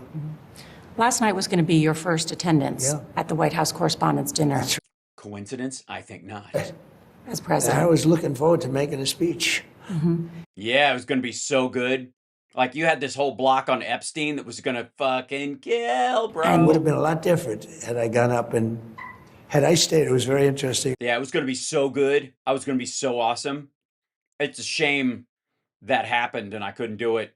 So Because I said, I can't make that speech. I was going to do a pretty Tell me. rip-roaring speech. Oh, I won't go into the total yeah, it's too good. It's too good. I have to tell you about it, but the jokes are like too, like, you can't. This isn't the right environment for details, it. but no, I was going to hit people really hard. Yeah. According to Caroline Levitt, shots were going to be fired in that ballroom. With humor. Yeah, In other words, really hard with yeah, real funny too, and with great timing. humor. And I thought it was good. When this happened, and I wanted it to go forward, because I just didn't want it canceled by a crazy person. Our country's too good for that. Our country's too important for that, and too powerful for that. I didn't want that to happen. But I said to him, and I thought it would go up. I was expecting until the last moment when the military came and Secret Service and law enforcement. Why did they say you couldn't go back when you were saying, I want to go back? Because we had a Because you have to clear his room and make sure that he didn't put a bomb in there. And they got to check the whole fucking building to make sure he didn't trigger some other shit or set something on fire that hadn't turned on the fucking sprinklers yet, and or he hadn't disabled the sprinklers and set a fire someplace before he came running up, and the shooting was a distraction. Because there's a lot of shit going on, dumb fuck. They know what they're doing. Listen to your people. When they tell you to leave, get the fuck out. very sealed room. It was very airtight. Right. And so if he'd have set a fire and then smoke started coming in there, you'd have died. Shut the fuck up. Once the doors opened and the Secret Service, military, others came in, the police came in, the law enforcement, they came in, a lot of them. We had a lot of law enforcement. And they were so sexy. And But you could see their nipples through their shirts. It was amazing. it was a wall. But the doors were open. It was breached by them. If somebody happened to slip in, and when they said that, I said, you're right. But I did want to go up. But What? it would have been a much different speech. I would have had to just get up and say, I love you all. And there was love in the room. It was That's why we like when there's love in the room. Come on, people. I'm here in the ballroom playing with my band. These guys are great. There's no love in the room. amazing. There was love in the room. There was love in the room. That's all I'm looking for. Yeah. How you doing, ma'am? Is that your husband? What was it, a bus? I kid. Come on. Boom, boom, boom. Ladies and gentlemen, there was love in the room. Why do you think that is? Why do you think? Why do you think there was love? Because Nora was her name. She knew there was love in the room. She was Nora. I thought later I might score a touchdown with Nora. There was love in the room. That the tone People changed. came together, Democrats that Trump and some of those sweaty cops, everybody came together. Hey, ba-boom, love in the room. There was love in the room. truly can't stand me were saying, sir, could I just shake your hand? I mean, I'm leaving and I'm seeing people. Yeah, tears in their eyes. People who hated me were saying, can I just shake your hand because I was between you and a bullet and I just feel, I don't know, somehow guilty. High level people. High level people that hate you wanted to shake your hand. When did that happen? And are the high level people in the room with us now? And they're saying, sir, great job.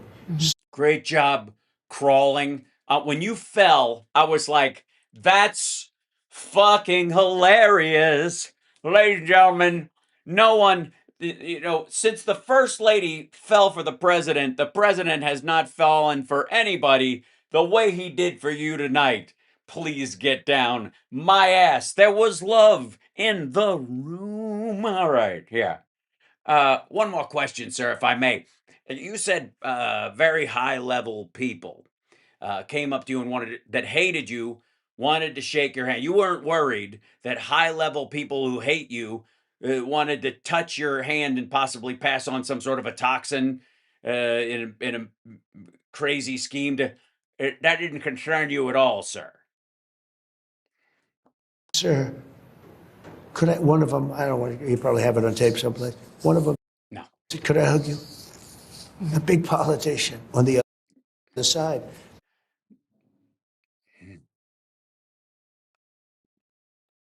A big politician on the other side came up to him after he left the stage, but before he went to holding, and asked to hug him. I totally believe this. What are you kidding? There was love in the room. There was love. There was love in the room. But the question was, ladies and gentlemen, I know you're all asking it tonight, and does it even exist in the world? Was there love in the room? All right. Thank you, ladies and gentlemen. Don't forget to shit your waiters. It just all came together. It was very We amazing all came together with love. to see. It was a very beautiful thing. It was a beautiful thing. Bang, boom. A non-beautiful moment, really. A non-beautiful moment. I think no better description exists. No, because that's what you say. A beautiful thing and a beautiful thing and a non-beautiful moment.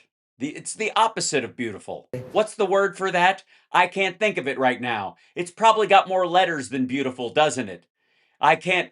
Opposite of beautiful. It's a word I use for women who won't sleep with me all the time. I can't. The women I've sexually assaulted, I use that word for them all the time. It's not beautiful. It's the opposite, even though I thought they were beautiful enough to try and assault at the time. There's a word. It was a very beautiful thing. In a non-beautiful moment, really. Mm-hmm. But it was a very beautiful thing that was happening. Mm-hmm. I hesitate to ask you about this, but as you know, But it's too much fun. these conspiracy theories out there on the left and the right, that the event was staged or that it didn't happen. Last night didn't happen? That it was because it was your first time there, or that Butler didn't happen. These conspiracy theories that are gaining traction on the and internet. October 7th didn't happen, and World War II didn't happen, and the Holocaust. Sorry, no. Nobody says World War II didn't happen.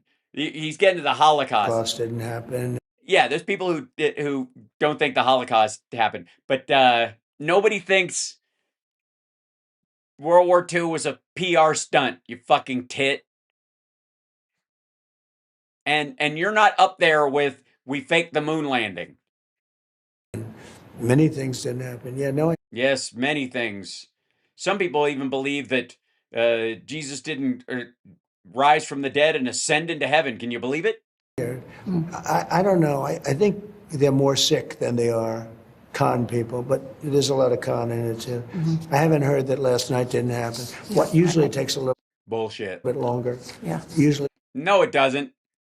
they wait about 2 or 3 months to start. Yeah, usually. Yeah, that's the time. That's what happened. Even though the Charlie Kirk shit happened a day after that, Jeffrey Epstein, like literally the day it happened, everybody was like, "What the fuck?" Saying that. I think that, and forgive me, I don't peddle in that stuff or certainly look at it because I was there. But the idea, I'm wondering where this is coming That'd be from. a tough one, I think. This is coming That'd be from. tough. I think it would be a tough sell. Yeah. Secret Service now is currently meeting, as they always do, to discuss your. Okay, wait. Hold on, Nora. They're not saying it was fake, that the video's fake, and that the guy didn't shoot up the place. They're saying that it was staged, that it was a controlled fake attempt on the president's life, that they knew it was going to happen and they corralled it exactly, and that one of the reasons why he was like, I'm just in here and nobody's stopping me and there aren't cameras where I thought they would be, is because he was literally being corralled into exactly what they wanted him to do. It's not that it didn't happen. It's that it was fake, that it was faked, that it was arranged, and that the president was always safe, but it gives him the illusion of danger because you just, you get a nut in the pipeline and you bust him. You find him before he gets there. But in some cases, you let them get as far as you want them to get, and then you grab them and it makes a big show of it. Security footprint. The king is coming here, King of England. I think it's A real king. Yeah, the guy we fought a Revolutionary War about. great. He'll be very safe, yeah. Yeah. And Yeah, because Andrew might have some trouble. Are you expecting Andrew to come? Are you guys going to have a reunion, or? will the your White events be House able to grounds- go forward? You're no concern. You always think Putin should be allowed back in the G7. Do you think Andrew should be allowed back into the royal family? You guys were you're like this, and this is him. About security going No, forward. the White House grounds are really safe. This area of not very many acres. It's really safe. And he'll be staying here now. I believe he's going to a couple of other locations because he's here for a few days. And he's a great guy. Oh, they called and they are so looking forward to being here. We spoke this morning. So the king is fine. He's still coming. Your events are still going forward. He's a good. Yeah, none of the people that, you know, honest to God, we all look at him like it's like it would be like assassinating Ronald McDonald. You know what I mean? Like, or Mickey Mouse. He's a good person. There's no indication from the Secret Service or the FBI that there's an additional threat to you or other administration officials? No. This was There wasn't any information before this happened either. That doesn't give you any pause. lone wolf, in my opinion. No, but we may find out something else. This was a sick lone wolf. He's a sicko. Why would you jump straight to lone wolf? It sounds like you're pushing a narrative because you know more about it than you're saying. And very disturbed person. You could see it with his journey through life. I mean, he was a Christian. He was a member of the Christian club at his college. The Christian club? Caltech, which is a good college. I'm sure they're very embarrassed by this because, it's a great college. Why would they be embarrassed? It's not their fault. So that means he's pretty smart to be in. And got to get pretty good marks, got to get pretty good board scores. It's a hard school to get into. So he's a smart guy, but he's a sick guy. Yeah, that's the problem. I mean, it would be a lot easier if they weren't smart. Some of them are very smart. And how did the smartness translate in this circumstance? It's just fucking idiocy. they go around and all they want to do is kill people. Yeah, that's all they want to do. It's amazing he made it all the way on the train ride without just slaughtering everyone. They're sick, and they have to be put away. I understand today. Put away where? And maybe we should send him to those countries with those empty insane asylums. Is the First Lady's birthday? Is that right? Today's her birthday, yes. Thanks for reminding me. Shit. Happy birthday. Happy birthday, Melania. He totally forgot. Totally whiffed it. Today's her birthday. How does that? It's a what? Hold on. Happy birthday, Melania. Today's her birthday. How does that? It was How do you interesting. deal with that Well, after what happened last night? Yeah, by the time we get back here, it's like around 12 o'clock. And I said, happy birthday, darling.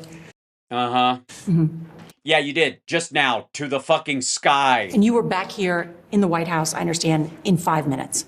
Well, they move fast, yeah. Yeah, they moved fast. I mean, look, it's a pretty quick drive. It's not very far away. But think of it, the security of You didn't have trouble finding a parking space. having this really perfect facility built at the highest security levels on the grounds where you're not taking, I'm talking about any president. By the way, other presidents will use the ballroom a lot more than me. I'm going to have 4 or 5 months left. But other presidents will be having Some people think you have those now. the that tremendous asset is going to be so great.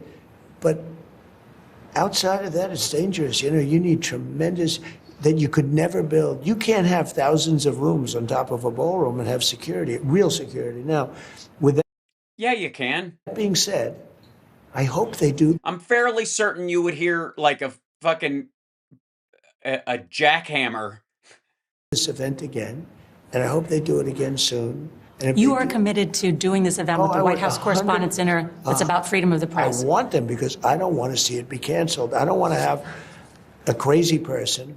I think it's really bad for a crazy person to be able to cancel something like this. I remember Yeah, if you cancel next time, that's what will happen. with a certain event that took place, I don't even like mentioning it, where they had sports games going on.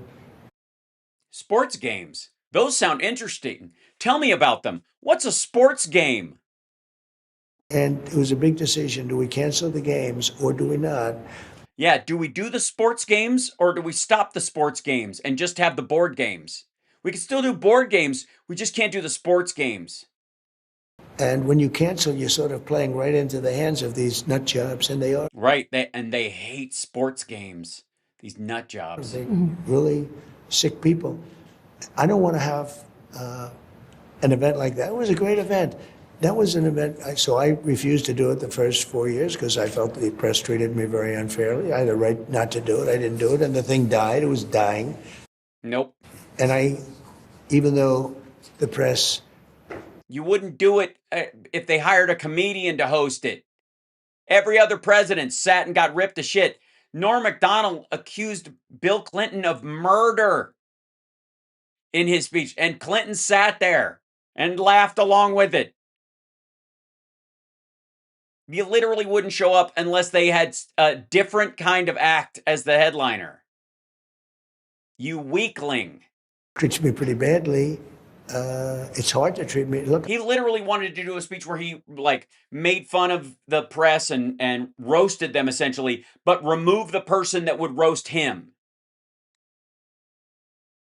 Because he is a gaping anus. I won the election, people were fighting me, everybody, not everybody. I have some, there are great people in the press too, I can name, but I don't want to embarrass your show. We have some Yes, just saying their names on real news programs is embarrassing. great people in the press, some very fair people, and people that are just on my side. But for the most part, it's a very liberal or very progressive, let's use the word liberal. Well, they cut that answer was way earlier in the other version. Press. But I was really happy to see the I don't know how long it'll last. The love in the room. That crazy, wacky, wild and woolly, sometimes pushes you like a school bully. Love in the room. Okay, thank you very much. Don't forget to tip your waiters. I'll be here all week, folks. All right. relationship, the friendship, the spirit. What, sir? Spirit. Yes, he did, sir. No, spirit. Bravado, a touch of daring do. About 11:30, sir. What? After a very bad event took place. Now, yes, a very bad event. Some would say non-beautiful event. The event turned out to be much less bad because nobody was killed. Much less bad. Nobody was hurt. Thank you, Treva. The Secret Service agent. By the way, hit the like, share the show, etc., etc. I forgot to say that because I'm busy doing the show. I spoke to him. He had a bulletproof vest on. Unbelievable. He's okay. Oh, he's 100%. Yeah, no, he was 100%. He didn't want to go to the hospital. It is 98%. I mean, that hurts. And they asked him to go, and he didn't want to go. He said, I don't need to go to the hospital. But he went because they asked him to go. I would have said to tell him not to. If he doesn't want to go, what do you force him to go for? Because he might have internal injuries because he was shot, you dumb motherfucker. Because there might be nerve damage where he was fucking shot.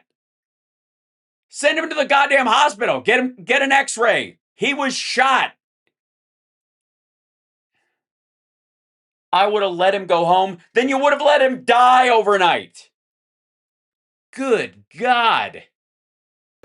Because then the press will say, oh, he was badly hurt. No, he didn't want to go to the hospital. Oh, I see. So you didn't want him to go to the hospital and get checked out because you'd get bad press from it that somebody from the Secret Service was injured in it. You think that reflects poorly on you. Like the fucking people that had COVID on the cruise ship that you didn't want coming ashore because it would double the number of COVID cases you had. Even though they were Americans trapped in a fucking sardine can, spreading the disease to other people at the time when there was no vaccine and no one was sure if they could cure it or not. They forced him to go. And I'm not saying they're wrong, but I would have said, if he doesn't want to go, don't make him go. Because you think it reflects poorly on you. And if he died in the middle of the night, you never would have brought it up. Well, I know the White House Correspondents Association very much appreciates you going last night and honoring a commitment to do it I again. hope we're going to do it again. Nora, tell him to get it going. You're in the press. You guys talk on the press signal thread, right? Tell them to do it. You know, like when I see a black person and I say, tell Nelson Mandela he's a good guy. Like when, tell when I see somebody like that, or like if there's a Chinese reporter who's American and works for the New York Times, I tell her, tell Xi Jinping I said hi, like that. We should do it within 30 days, and they'll have even more security, and they'll have bigger perimeter security. It'll be fine, but tell them to do it again. We can't let something be. It's not that I want to go. I'm very busy. I don't need that. I think it's very important that they do it again. Well, thank you. Thank you, Mr. President. Thank you very I think- much. Thank you very much. And that whole thing I did about basically calling you a bitch to your face, yeah, you kind of had it coming. Now, before I go, I have to jump into a couple of things. I know I'm over time, but we'll go to here. This is if you don't know what happened on Saturday, what the actual fuck was that? It was a mess. Is what it was. This is the most disturbing part of the White House Correspondents' Dinner shooting, according to Glenn Beck, who was there and on the scene and has firsthand account. Take it away, Glenn Beck. His vest and lives. Okay, sorry. You're back up. Introducing me, my wife. Oh, sorry. Back up. That's Eastern time. So he was Eastern time. It was 8:30 or something. I'm in Houston. Oh, right, because you're not a real member of the media and you weren't invited. Yeah, and Trump insisted that no one allow you to go. All right. I'm about to give a speech in Houston, Texas. Which is going to be a banger, no doubt. As they are introducing me, my wife leans over and she said, "Honey, this happened again." And she hands me her phone. I see that shots had been fired in Washington, D.C. And that J.D. Vance was evacuated immediately. 31-year-old man named Cole Thomas Allen from Torrance, California. He rushes a Secret Service checkpoint armed with a shotgun. Oh, by the way, real quick, thanks for showing this particular angle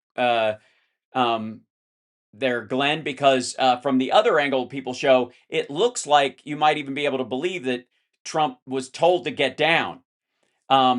Let's take a look at that again, shall we? Back up when they get him up. 31-year-old man named Cole Thomas Allen from Torrance, California. He rushes a get the president Secret Service up. Hold on. checkpoint armed with a... Now, does it look like these folks are going, "Sir, get down"? Shotgun, a handgun, and knives. How did he get them from California all the way? Yeah, it looks like he fell down. Well, he took a train. Fucking Amtrak. I blame Joe Biden. He lied. Thanks, Joe Biden. And then he stayed at the hotel. He took a train and he lied? What a bastard. He opened fire. One brave Secret Service officer takes a round to his vest and lives. I hear from, what I saw on my wife's phone, and also most of you already know this. It's not important. Allen is tackled. He's taken into custody unarmed, and the dinner is canceled. Sorry, I'm confused. In D.C., they don't let you take your gun to jail? The fuck? Don't they believe in the Second Amendment? You mean disarmed? Sorry. Glenn, don't do it. Glenn, don't cry. The president was up on the dais next to the First Lady, her face, a look of horror on her face. Right, because that mentalist had just guessed the name of Caroline Leavitt's baby, and nobody else knew, including her husband. And so Melania was like, "Oh, fuck, that's not your kid. You fuck this guy, and he knows you told him first." And that's... Yeah. As this happens yet again, the president is calm. He is chatting with the head of the White House correspondents, the journalists. You mean the female journalist sitting right next to him? Weird. I don't know how she feels about the president, but the president calmly gets up and... How about this? I guarantee she doesn't want him shot in the fucking chest with a shotgun at a table right next to her in a hotel during a fucking roast.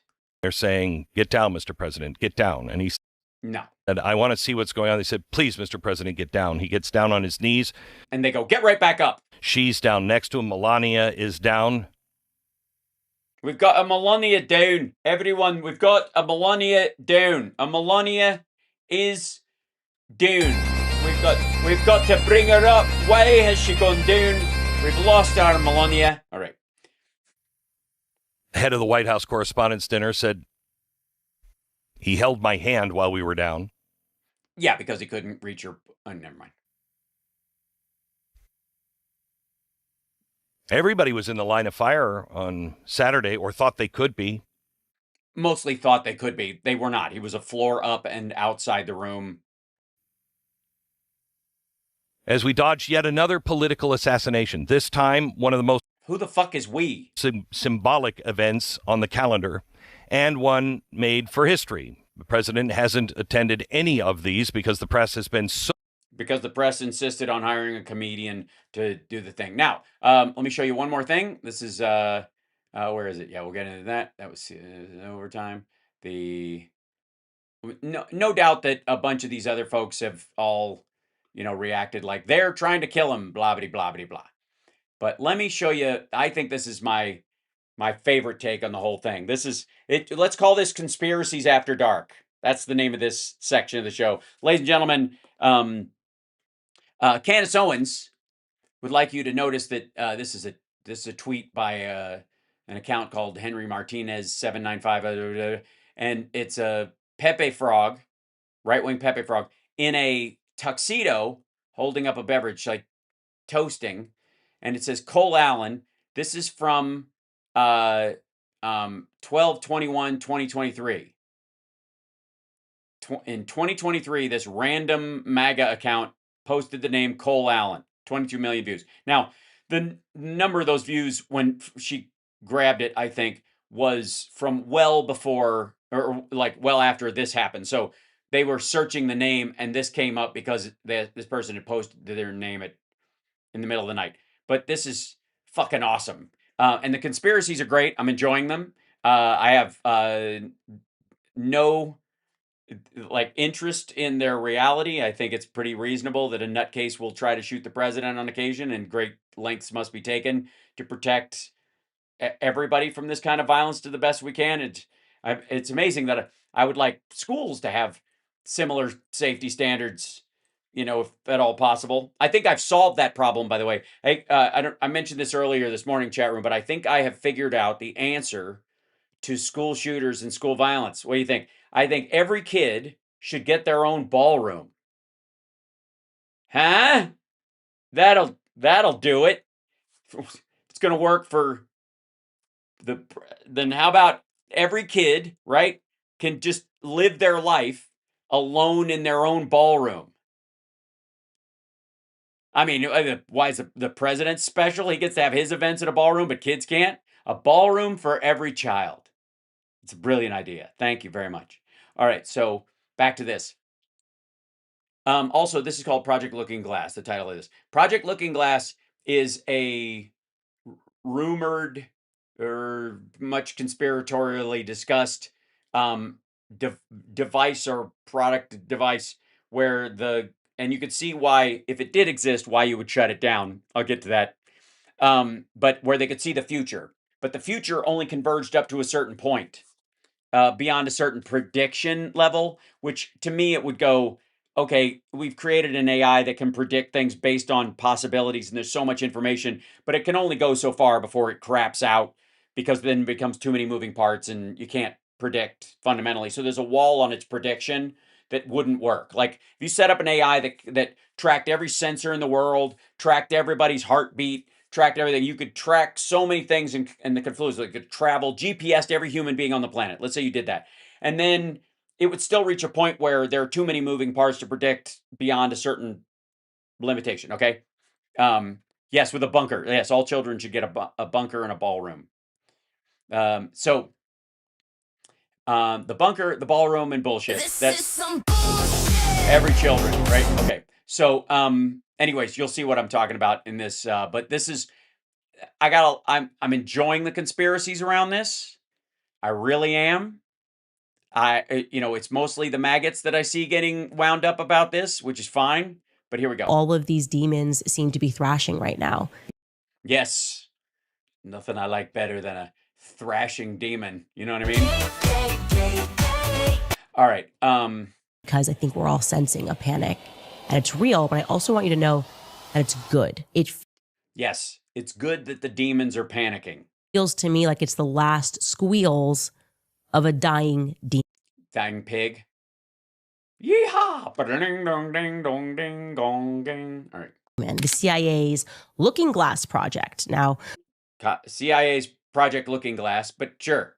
we briefly touched upon this at the end of last episode. Obviously, It's interesting that it comes up again. I'm a conspiracy girly, and I'm thrilled that we get Who isn't, sister? to dive a little bit deeper on this topic for those of you that don't know. There are, just in general, That was a weird edit. I didn't do that. all of these inexplicable experiences that we have in life, and they try to make it weird. Okay, sorry. General, all of these inexplicable Hold on, back up. deeper on this topic for those of you that don't know. There are, just Okay, so that was a cut right out. Yeah, that okay. in general, all of these inexplicable experiences that we have Yeah, they're so inexplicable. in life, and they try to make it weird for us to discuss them. Yeah, don't ever discuss anything that's inexplicable to you, lest you stumble upon some spliction. You might accidentally split them. Just even being philosophical and thinking about these things for a long term, for a long time, they don't want that. So they don't want you to philosophically contemplate things. Who is this they again? Deja vu is probably chief among them. We all Yes, don't talk about deja vu. Oh my God. That's so weird. have experienced deja vu. We are Right. I've heard that. Now, that. Deja vu is it's my concern. probably is chief among them. We all have experienced deja vu. We are Not me. I haven't. deja vu is probably chief among What the hell is going on? The weird. And I'm not even allowed to explanation this. them. We all have experienced deja vu. We are Yes, some people twice. certain something happened, that we already did that. Yeah. What would you do if you woke up every day and every day was the same and nothing ever changed? It about sums it up for me. But it didn't actually happen. You're like, but I feel like it did. Oof, I just got a bad case of deja vu. Well, Nobody gets first of all, nobody gets a bad case of deja vu. You just have deja vu. You're not like, what happened? She had a bad case of deja vu. They're giving her blood now, but we don't think she's going to pull through. What happened? She has a bad case of deja vu. They don't think she's going to be able to get out of bed. We're giving her blood now, but it doesn't look good. What happened? She's got a bad case of deja vu. Ah! Ah! guess what? There's What? no official expert explanation for that. Yeah, like the experts don't even try. Sleep paralysis, for those of us who suffer that, I had some terrifying Some of us like it. experiences before I knew what it was. They Why would sleep paralysis be less terrifying if you know what it is? don't really give us a full explanation for that. Similar, also, another example of things that are inexplicable Yes, can't split this at all. What is it? and maybe somehow related to deja vu. The story of how I met my husband. I've told it many Yeah, I know. I've been trying to figure that out forever. times. How I got engaged 18 days later. No one believes me. They don't want to accept it. Sorry, by no one, do you mean your parents? Except maybe Charlie Kirk, because he was there for it. Uh-oh. Coincidence? I think not. But I already knew George. That's how I describe it. I saw his face. I know that doesn't make sense. Yes, it does not make sense. I've never seen someone's face.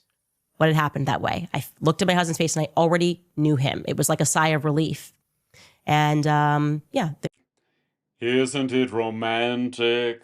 There was love in the room. Hey. there's other explicable events and things like Charlie telling me that he was going to die young.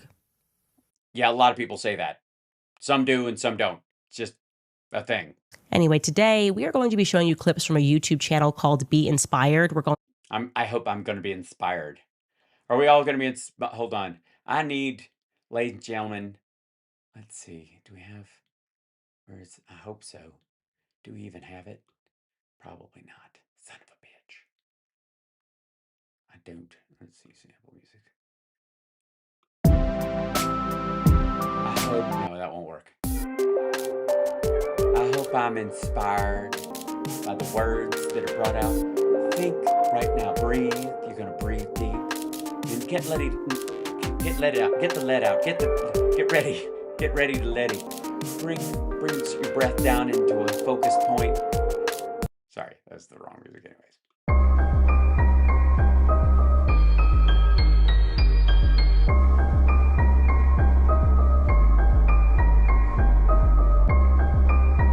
Okay. Now I feel inspired. To link it in the comments as well, because they did such a fantastic job of diving into these phenomena and how they relate to another shady government CIA program. Yet another. Man, every time you turn around, you're finding out about a completely top secret, shady CIA program that you somehow know about. Completely secret, run by the deep state Illuminati. Absolutely, they control every facet of government, and yet you, dear reader, you, dear viewer, you, dear listener, somehow know about this super secret program. Which came to be known as Project Looking Glass. This actually happened. These were whistleblowers that came out, like with all of these projects, people that are in the military, scientists coming out and saying, hey, government has this technology. And they are shit at keeping secrets. And they can peer into the future. I'm sorry. What? What does that mean? It means okay. So the past happened before. The present is current. The future's that way. Normally you can't, but they can. That's what that means. Whether they're able to do it or not is a question. But you know that would be the thing. Yeah. Anyways, the narrator of this channel, who I could not find his name to save my life because there's really people that work this channel. But he begins by taking us back to the Y2K scare. You guys remember that? Of course, you remember the Y2K scare. I was actually scared. Yeah, that's because you're stupid. But I actually opened for the Bee Gees that night. True story. I was young. I was like, oh my gosh, I just don't want to die like this. I don't want to die just because it's midnight and it's the... Yeah, you're not going to die because it's midnight. That's not how it even was. All right. 2000, and they were just kind of pumping all this fear into us. Anyway, let's jump right in. I don't think so. I think they were catastrophizing. They weren't trying to make you afraid. There was a legit concern that they I guess they over promoted in theory. This clip. But the idea that it was like mind control, like let's tell everyone to freak out on 1999 into 2000 because they're really not doing it like we want them to. So let's give them something else to be afraid of. And then when it doesn't happen, they'll all stop listening to us. Genius. Let's start with Y2K. In the final months of 1999, there was a global concern that computer systems would fail when the date switched to the year 2000. And it didn't. Software used only 2 digits to record years, so 2 nils might be read as 1900. 2 nils, that would be 2 zeros. Potentially disrupting banks, credit cards, and ATMs may cease to function. Power grids. Fucking Nimoy, man. He's the same guy who told us there was an ice age coming in the 70s, which is why nobody felt like they had to stop global warming all through the 80s. Nice job, Lenny. Airlines, airplanes, and trains may come to a halt. Governments and corporations. Yeah, the planes wouldn't stop flying in the air just because that worked. They're still, you still have manual control. Over $300 billion updating systems. It was one of the largest coordinated tech efforts in history. People stocked food, withdrew cash, and prepared for the worst. But when midnight came, almost nothing happened. The systems held. I guess they had spent their money well and fixed the problem. The world moved on. Still, that global moment left an imprint. Some view it as a psychological turning point. Yeah, but I don't know what you think it would turn people towards. Everybody moved on and went straight to the fucking Aztecs, the Mayans, the Mayan 2012. End of the analog age and the quiet beginning of a fully digital world. What? Wait a minute. Sorry, you're saying that it was Y2K's fault that CDs pushed cassettes out?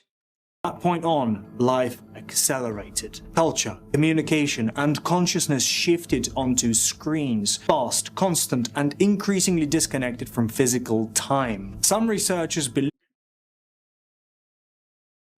Has this asshole been watching anything? Like the last 2 years, everybody's talking about their circadian rhythm and touch grass.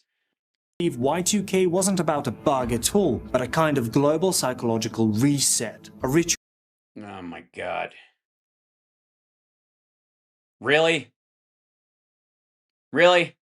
You think a tech panic about the information age that was bound to happen at some point over some aspect of it, but must have been a psyop to get all of us to stop going out for dinner? Full of fear, distraction, and silence. The code may not have crashed, but something else may have been triggered. May have been, well, wouldn't we know by now? Perception of time and reality. After something strange started happening online. Look at Candace. She is completely enthralled by this. She's completely hypnotized. It's almost like, Candace, that the reason you think everything's a fucking psyop is because shitty videos like this work on you. People began noticing memories that didn't. Oh my God, the Berenstain Bears? We're going to fucking...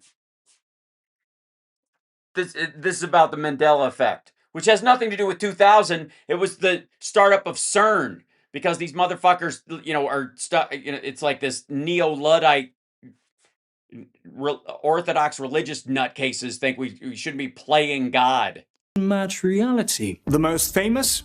The Berenstain Bears. Millions remember it as Berenstain with an E, but every book says Berenstain with an So they misremembered A, it. and that's just the beginning. Yeah, dude. After that, fuck. I mean, what more do you need? If you're running a simulation and you go back and you change some variables and you rerun the simulation, lots of little things could be different. Right. Along the way, right? You have many different possible paths. You have glitches in the matrix. Exactly. You're now on this timeline, but you remember. You have like a deja vu, or you have like a weird memory. Movie quotes, logos, product names, all different than we remember. Entire groups of people swearing something changed with no explanation. It became known as the Mandela Effect. Yeah, but that wasn't because of Y2K. It was because of CERN and a memory about Mandela. After people who remembered Nelson Mandela dying in prison years before he actually did. Yeah, and I don't know anybody who remembers it that way. What could cause something like this? Are you familiar with the Mandela Effect? Yeah. Of course. Millions of people remember certain events that never happened. And so, yes, they're called Alzheimer's patients. How do you explain that?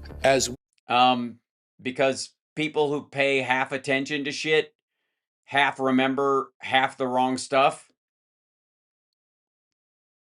Oops. It froze. Look at that. I'm having deja vu because this video isn't working. Look at that. Like this. Are you familiar with the Mandela Effect? Yeah. Of course. Millions. Oh my God, didn't you just say that? Oh my God, I'm having deja vu. You wouldn't believe it. Of people remember certain events that never happened. And so how do you explain that? As we go through our conscious progression, as we raise consciousness, the way we perceive the world, and therefore all that will exist in our world, will morph to that new resonance as a sympathetic resonance. Or you weren't paying that much attention in history class and you mixed up two of the stories, and it was such a common misconception that it carried with enough people. So certain aspects. By the way, the movie, the Denzel movie Deja Vu, one of my favorites. Love it. Love that movie. Super amazing. Just really, really good. I'm a big time travel fan. Movie that and Edge of Tomorrow. Live, Die, Repeat. Two best time travel movies ever. Set the rules and stick to them. That's all you got to do. The old world will just no longer exist. And so we can still have a phantom memory of those experiences, whether it's like Jiffy peanut butter or Luke, I am your father, which he never said that, right? No, he said, no, I am your father. He told me you killed him. No, I am your father. That's how it was always. Welcome to my timeline, dumbasses. Apparently I've been on the right one the whole time, and you guys are fucking short timing over here. Be careful when you merge. All these things like that literally just like fall out of your new frequency because everything in your world around you, including time. What's a frequency, Kenneth? It's your Benzadrina. Itself is retrocausal. The world around you that is no longer fitting your frequency will disintegrate and dissolve. Okay, so I'm not trying to start a world war in the comment section today, but Pikachu had black at the end of his tail. Obviously, I don't know when they hit delete on that button, but he definitely had black at the end of his tail. Some of these things just don't make any sense to me. And well, here's the easiest one. They update designs occasionally. They don't test well and they go back to it. And some of the printed versions go out with the other design on it. And there's not enough of them for people to keep them around. And so, or they'll find a variation there. Or you ever go down to Chinatown and buy Spader-Man? And you're like, I had no idea James Spader was a superhero. It's just amazing that we just sort of accept it and we just keep moving on. And when you start asking questions, they try to paint you with, no, don't ask the questions. Just keep going on. Let's just pretend. Let's just pretend that, there was no cornucopia. Anyways, this brings us obviously. Oh, and the Through the Loom underwear, I guess is what she's referencing. The CIA's project Looking Glass. Essentially, there wasn't, by the way. There were these whistleblowers, like I told you, in the military and within the CIA apparatus that came forward to reveal that the deep state had. The deep state? The deep state is the bureaucracy that runs things. If the deep state has it, how do you know about it? And if you know about it because the deep state had it, why am I afraid of the deep state? They can't keep a fucking secret to save their lives. I'm just saying, as Illuminatis go, the deep state sucks. Technology, which they stole, of course. Please do not miss the part that I keep explaining to you. These people are not smarter than you. They're just more evil. They steal, they plunder, and they steal things. Sorry, they stole from the Russians who are smarter than us? Is that what you're going to say? Or aliens? And then they rewrite history and pretend that they were geniuses. Anyways, they have a knack for murder. They have a knack for theft. And this time, just like a lot of times before, they stole a device from the ancient Sumerian civilization. Oh, I'm sorry. Yeah, that's right. You know what? I got to say, I don't like to blame the victim normally, but the ancient Sumerians were well known for leaving their locker open. Again, should someone take advantage of that? Obviously not. Located in modern day Iraq. Also, by the way, the ancient Sumerians live in modern day Iraq.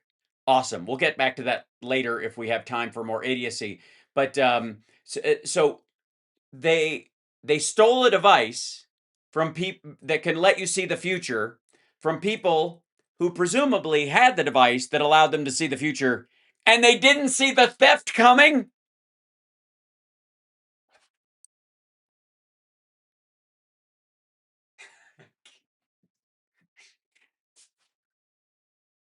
God damn it, this thing doesn't work. I didn't know this was coming at all. You put the batteries in backwards. Ah, shit, I didn't look.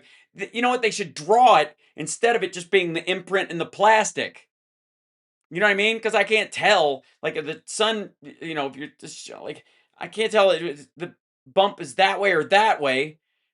It should be a black light. You draw it. Stupid. Just put a plus and a negative in there. How hard is that?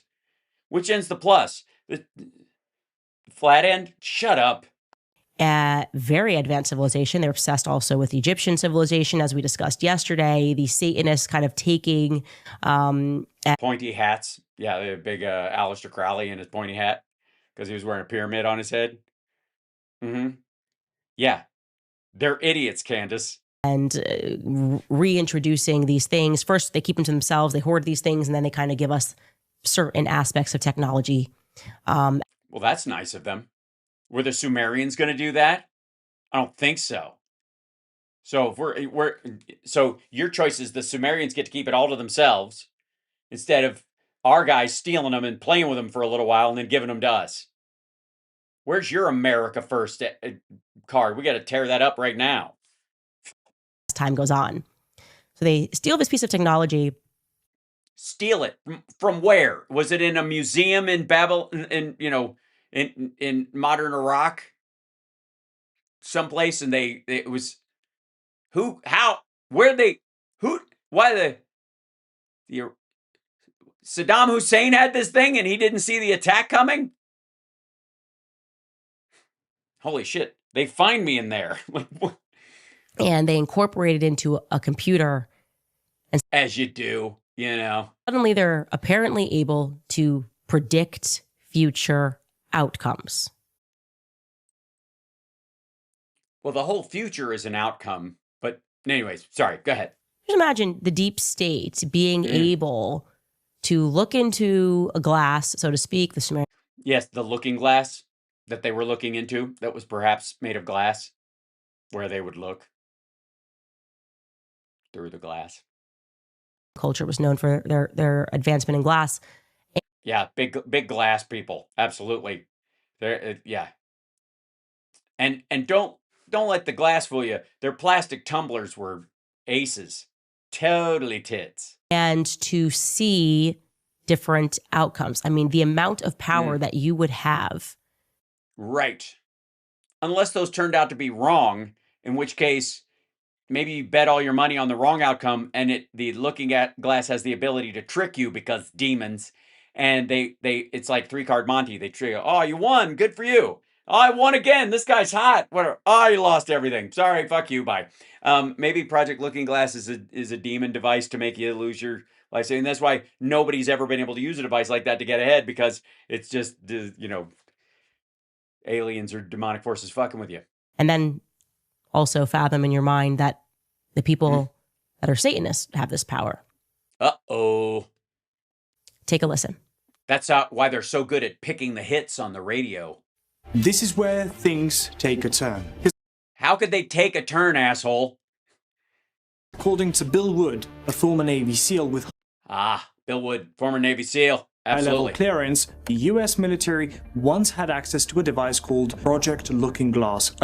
It's a good device. I had one of those as well. I had to send in 2 Lucky Charms box tops and the UPC symbol from 5 Star Wars characters and action figures, and they mailed me that thing.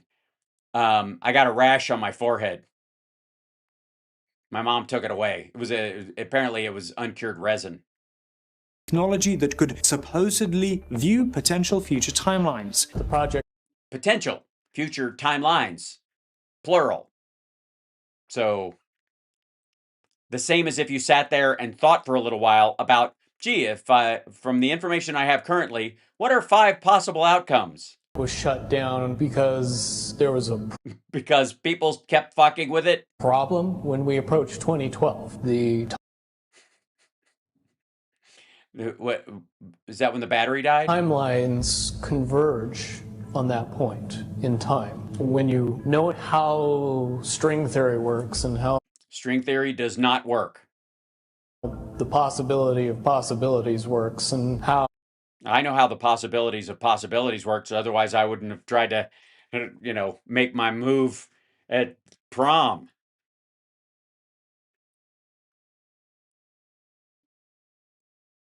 At prom.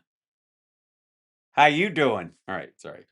Making one choice over here doesn't necessarily mean that the other choice couldn't exist at the same time. But right, so you could see multiple futures, but they run in parallel, so you can never tell which one you're on. So who gives a fuck? Once you get your brain wrapped around this subject, which you cannot, you find out that at the end of 2012, in an easy way to put it, the choices easier the better, please. Yeah. That we make become less and less consequential to the future. And eventually we're pushed into this bottleneck of time, no matter which choice we make. Okay. So Trump was inevitable.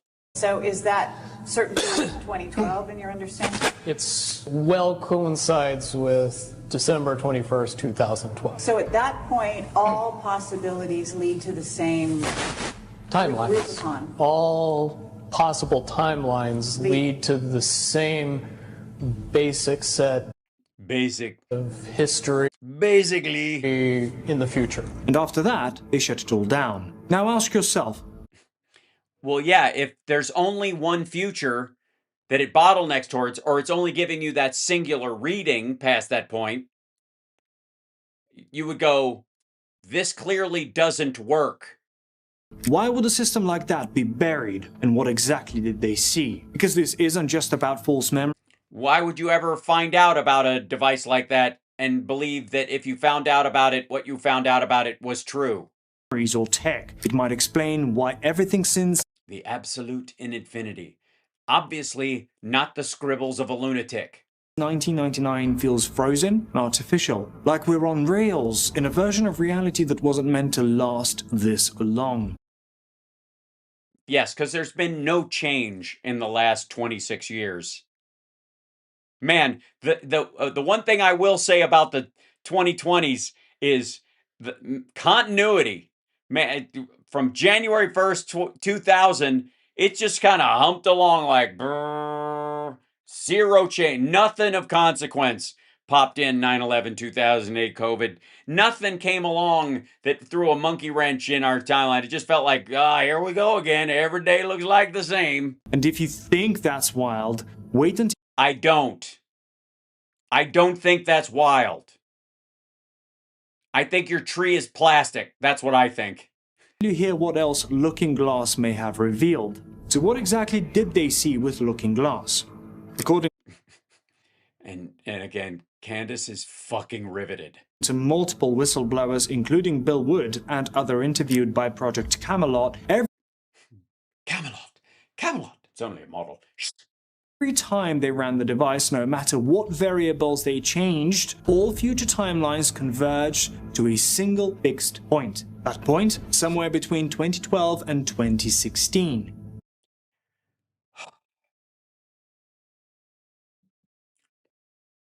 And what did it tell them would happen? That they knew would happen no matter what. And what all they needed to know was that one thing, and they would know everything that came after. Oh, man. After that, the future became unpredictable. No more. Gee, sorry, your future-telling machine stopped working? I can't imagine why they shut it down. What? I'm sorry. Dumb, stupid. Dumb, silly, stupid, dumb. Dopey, dippy, dumb. Stupid, really dumb. Moron!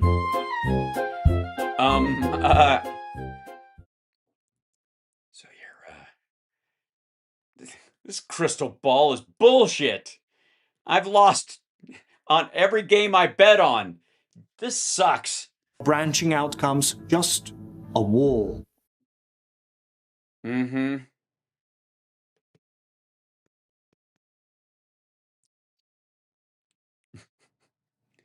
Again, what you're telling me is this device doesn't work. So it's super interesting that they couldn't. It's super interesting. It is. I'm super interested in how super interesting this all is. It's just super interesting. Dumb, stupid, dumb, silly, stupid, dumb. Fascinating. Oh my god. Oh, wow. Morons. Super interesting. In case you're just joining us, apparently the deep state / CIA had a future-telling device that couldn't tell the future, and they decided to shut the program down because it didn't work. Yeah, which is super interesting. See beyond 2012, or rather they could see beyond 2012, but maybe things became inevitable. That was backed up, by the way, by a lot of different things. Mayan civilization, the calendar, remember that whole scare? Why doesn't the calendar go beyond? Because it was a stone calendar and it would have to be the size of 5 football fields. to carry out dates well beyond this. And they were planning an update, I'm sure. Maybe that was just the, the pre-alpha release. And So you arrive at this point and you wonder, what is this, right? Suddenly these people who are evil are no longer allowed or able to control outcomes, essentially, or perhaps. Well, I don't think it ever allowed them to control an outcome. It allowed them to see them, and then it didn't. So maybe they did see something beyond 2012. But they were just fibbing. No matter what they did, they couldn't change the outcome of that thing that they saw. Right. So, because there's no benefit to being able to just see the future, only if you can change it. And if you can't change the future from what's going to happen, why bother seeing it where you could change it to some degree, period. Beyond 2012. So it wasn't so much the future couldn't be predicted, but rather that they couldn't change it, like something was coming. But you could still bet on football, right? That's how it kind of feels to me when Yeah, it totally does. I just examine everything that's going on. Yeah, I'm like looking around and I look back to where I was looking before and I'm like, oh my God, was I just looking at that? Deja vu. Is this panic, like evil is panicking right Yeah, it doesn't seem like evil's pan. I mean, Trump has flop sweat all the time. Maybe that's what you mean. now, and they're making a lot of mistakes because they're no longer in control. Yeah, he always made mistakes, though. And I would also add here that one of the things that I've noticed is that they're trying to turn us all, again, maybe this is their solution where they're going, Yeah, probably, whatever it is, I'm sure. okay, what are we going to do?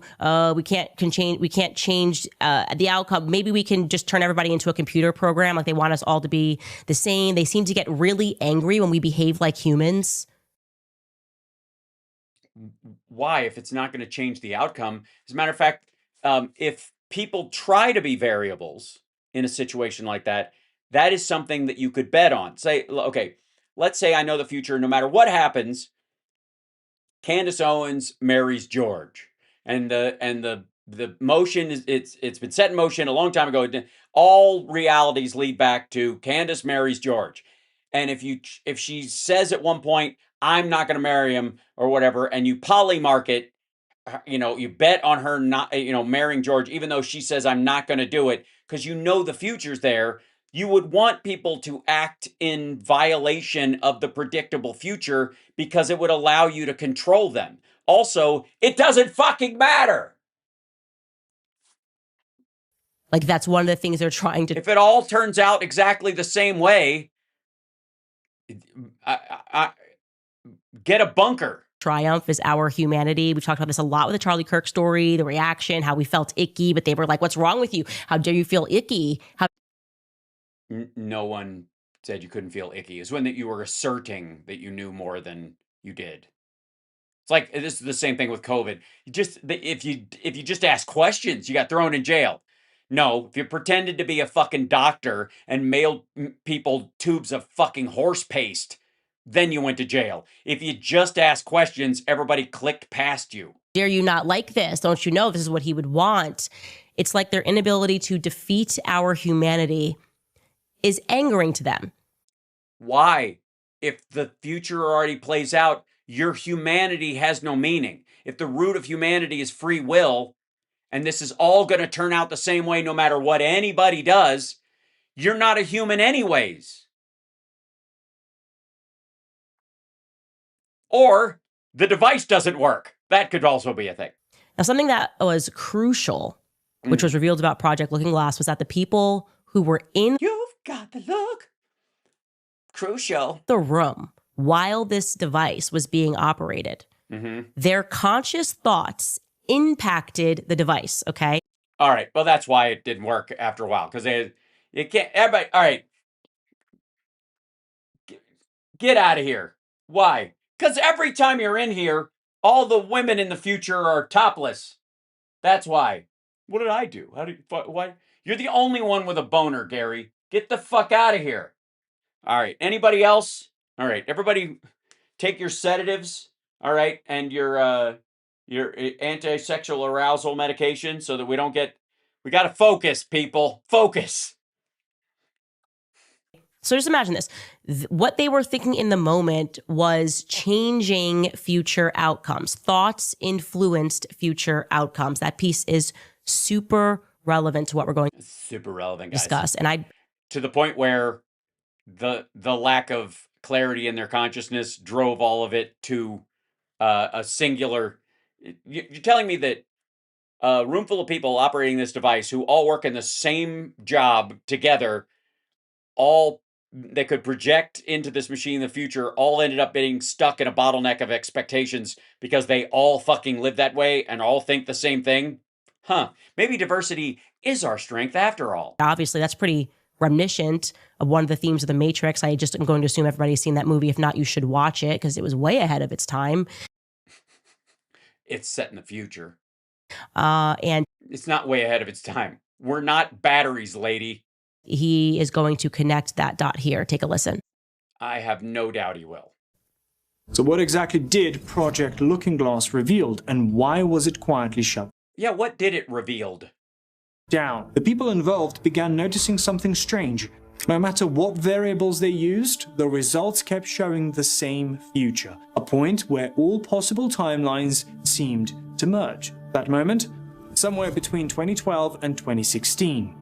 That's a big hole. After that, everything became unclear, like the future couldn't be read anymore. This Oh, son of a bitch. Get your bets on the table, people. brings us back to 1999. And when did this happen? When did it break down? Somewhere between 2012 and 2016. Sorry. Yeah.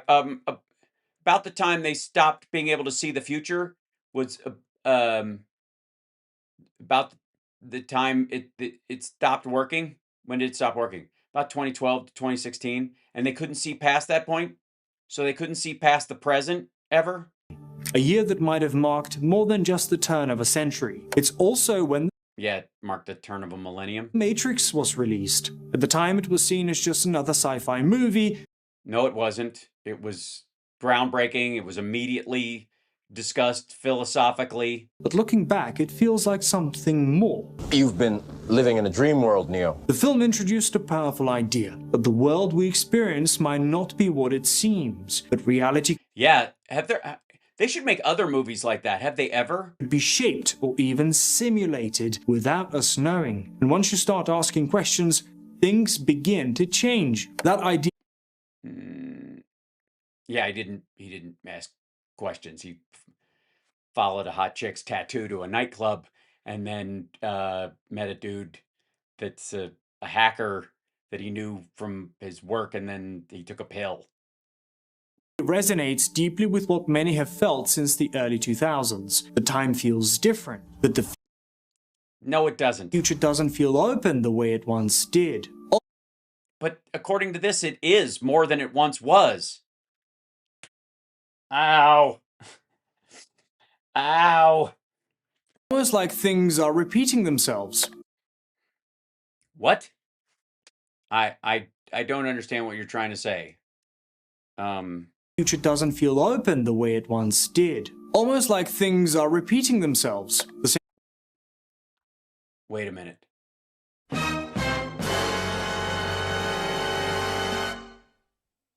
No, that was just a rewind. Sorry. cycles, the same events, showing up What? What? What are you doing? Oh my God. They're nearly identical. Holy shit. Wait, I need to see these pictures. Back the fuck up. almost like things are repeating themselves. The same Bustles came back for a hot second. I'm sorry, but there's no competition. Anybody who thinks the difference between these two ladies is a fucking coin flip is nuts.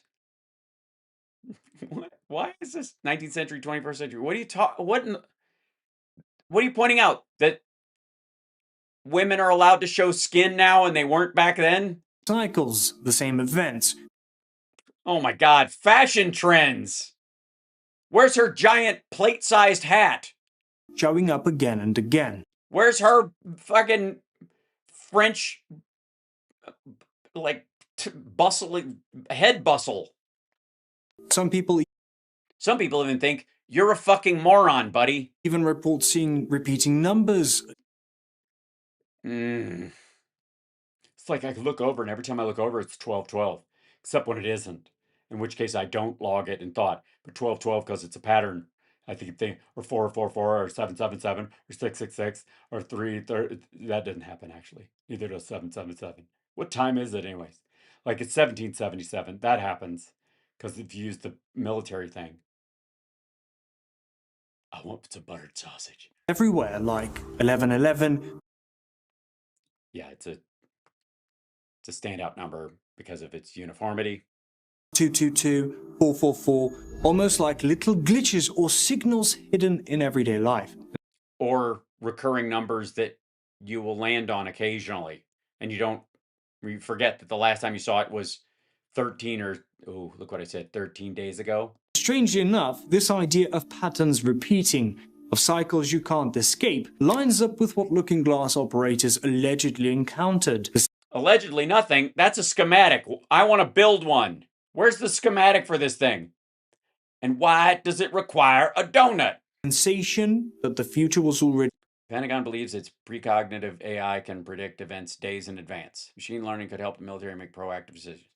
Well, yeah, in a battlefield, there are limited possibilities. Written, and that all paths lead to the same outcome. Fast forward to 2012, some whistleblowers claimed that a confidential briefing took place where certain agencies acknowledged the shift, a kind of convergence in human potential. This document, released by the CIA, explores consciousness. Focus 21, the future. The last and most advanced of all focus stated associated with the Gateway it's the Gateway Training Program.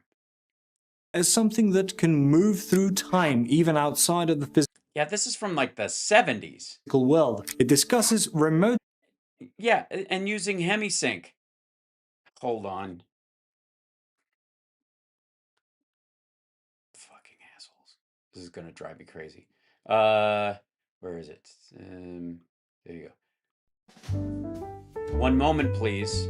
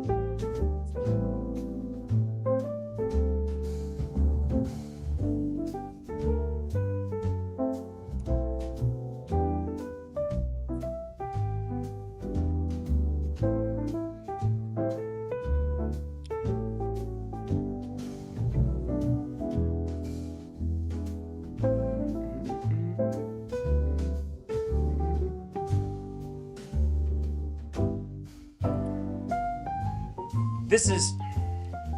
Shut up. This is a... I need new batteries, or I took them out because I was waiting. But this is called a Mind Spa. It's a hemisync device. So you... it has lights in the glasses, and then it sends a pulse sound in time with the lights into your ears in stereo, and then it causes your basically brainwave sync. It's a hemisync device.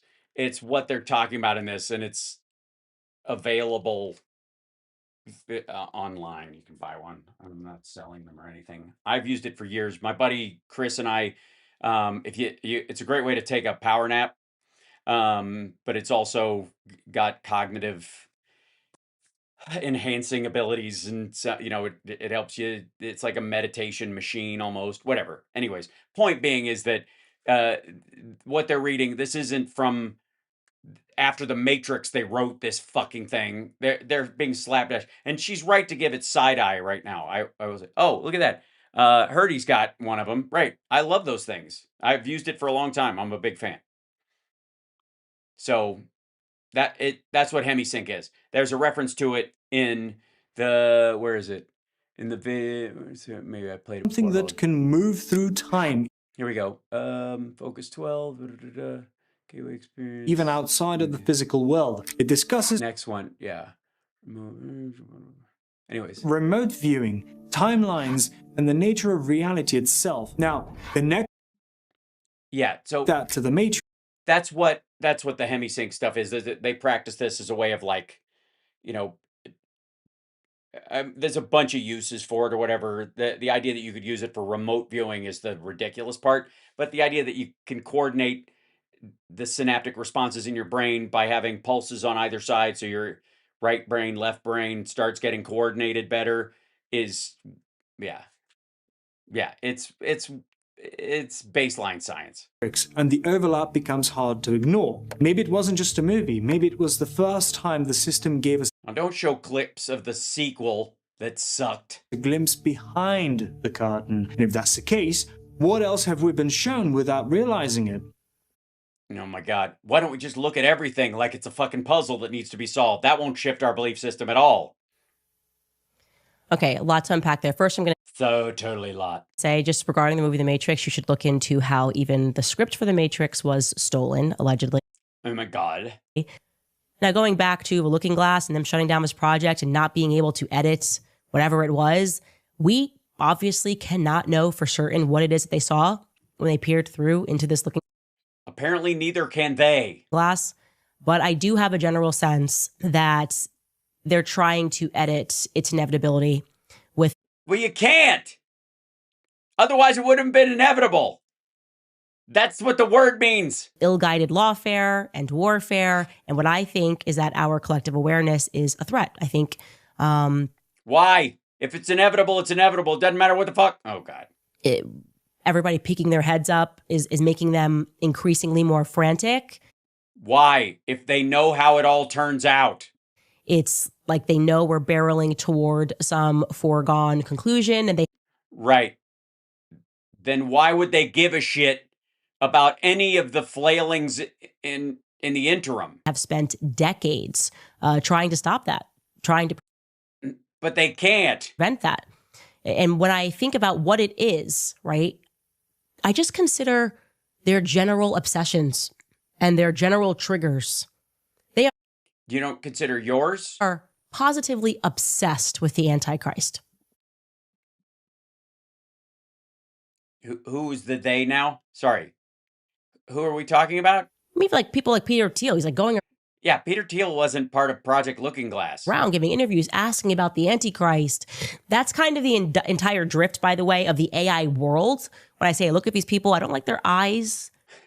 They all look nerdy and gay. Something disturbs me. They mock. Yes, I could look at them and I'm like, they just seem to know more than I do, and I don't like that. That take me out of clip. Oh my gosh, I don't care. I have spiritual discernment. Something about the entire AI movement feels wrong. You mean there's a certain amount of social awkwardness to computer nerds? You don't say. And come on, what am I wrong? Am I wrong? Sam Altman, all of them.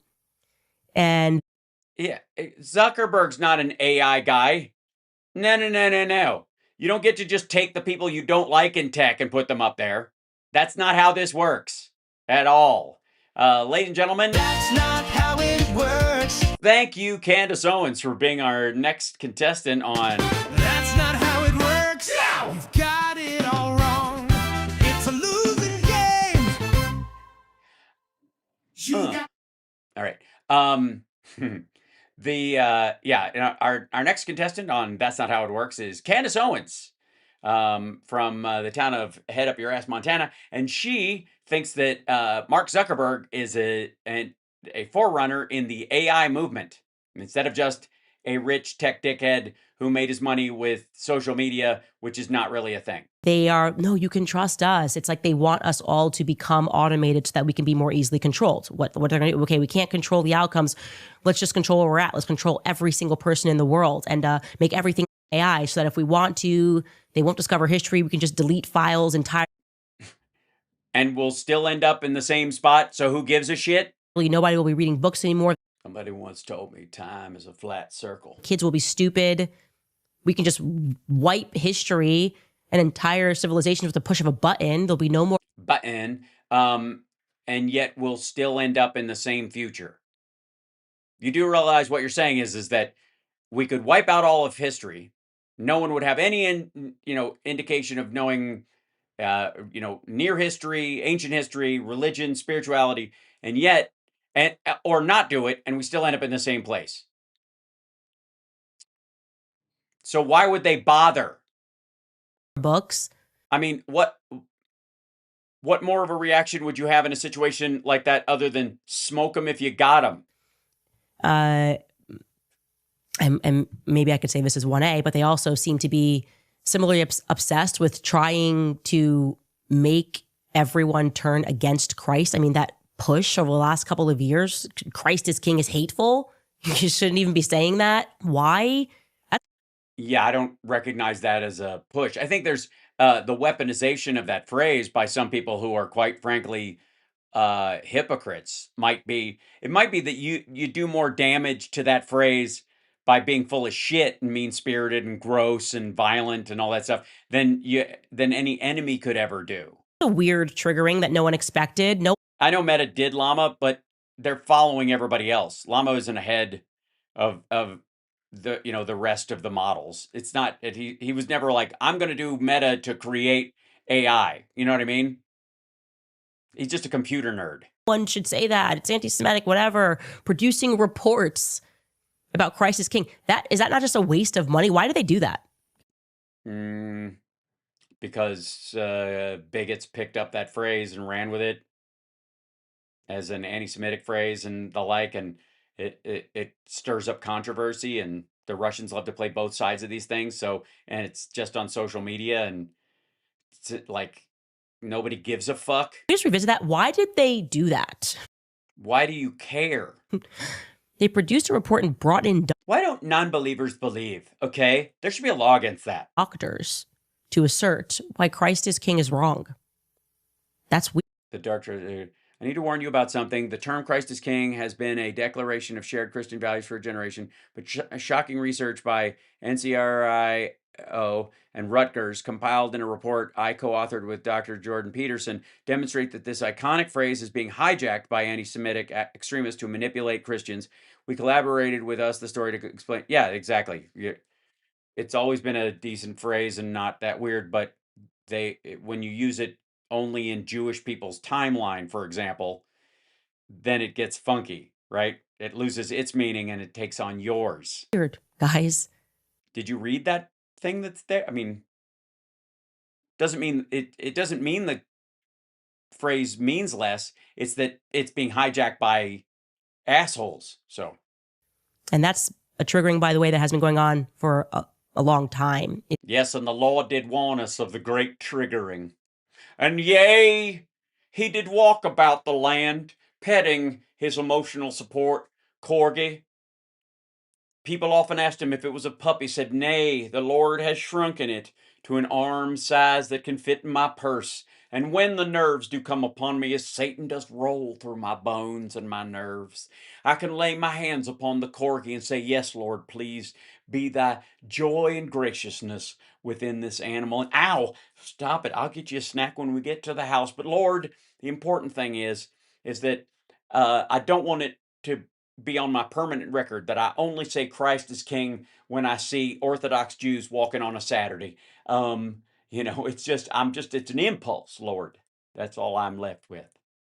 So, ow, stop it now. I'm going to zip you up in there.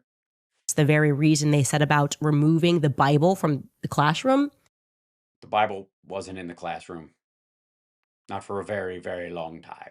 Creating Hollywood in general, which was supposed to mirror creating Hollywood in general. Yeah. Babylonian culture, training us to worship stars. Oh my God, they called them stars. That's so weird. But then, of course, the three wise men followed one. So what does that tell you? Yeah. And then pagans with their cannibal stuff. And then Jesus says, eat of my body and my blood. It's just weird. So weird. They wanted to establish this neo-paganism. They also wanted to... Are we still talking about the Matrix?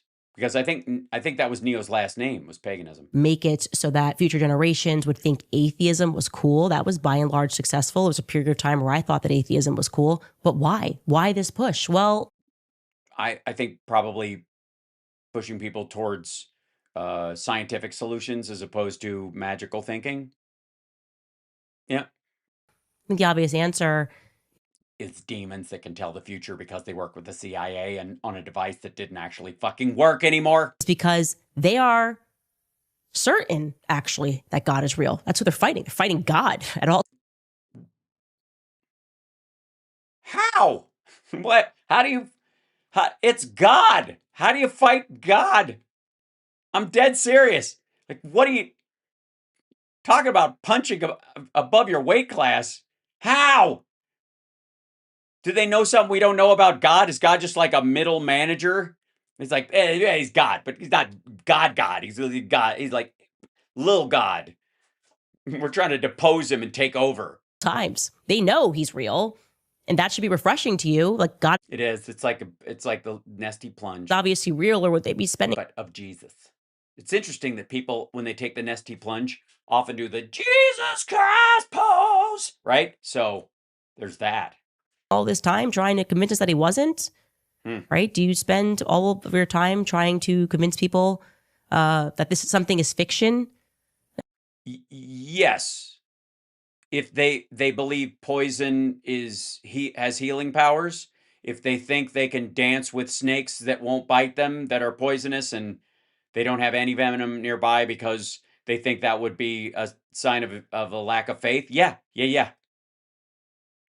Yes, you would spend a lot of time trying to convince people that things they believe aren't true if it was harming them or you were afraid it would harm them. Yeah. Yes, you would. If you cared. Oh, they're terrified of that. Or they wouldn't, they're open Satanists, as we showed you guys yesterday. Yeah, I missed that. But catch me up on trying to foster a culture of demonic idolatry. Think about this. I lost a job in part for saying that pornography is a spiritual weapon against men. And partly? What were the other parts? I mean, it was partly that. It was partly that I was kind of an asshole. That we needed to look into the history of pornography. The history of pornography. Yes, I think cave paintings really didn't take off until they started drawing tits. Huh? What? Huh?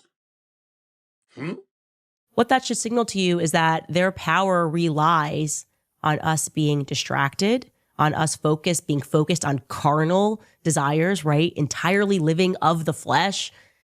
Sorry, real quick. I don't know if you can call pornography living of the flesh because you're kind of alone. Obviously, you play some part in it, but it's not exactly like going to an orgy. It's quite the opposite, actually. It's literally the opposite of going to an orgy, which is very pagan-esque, I think.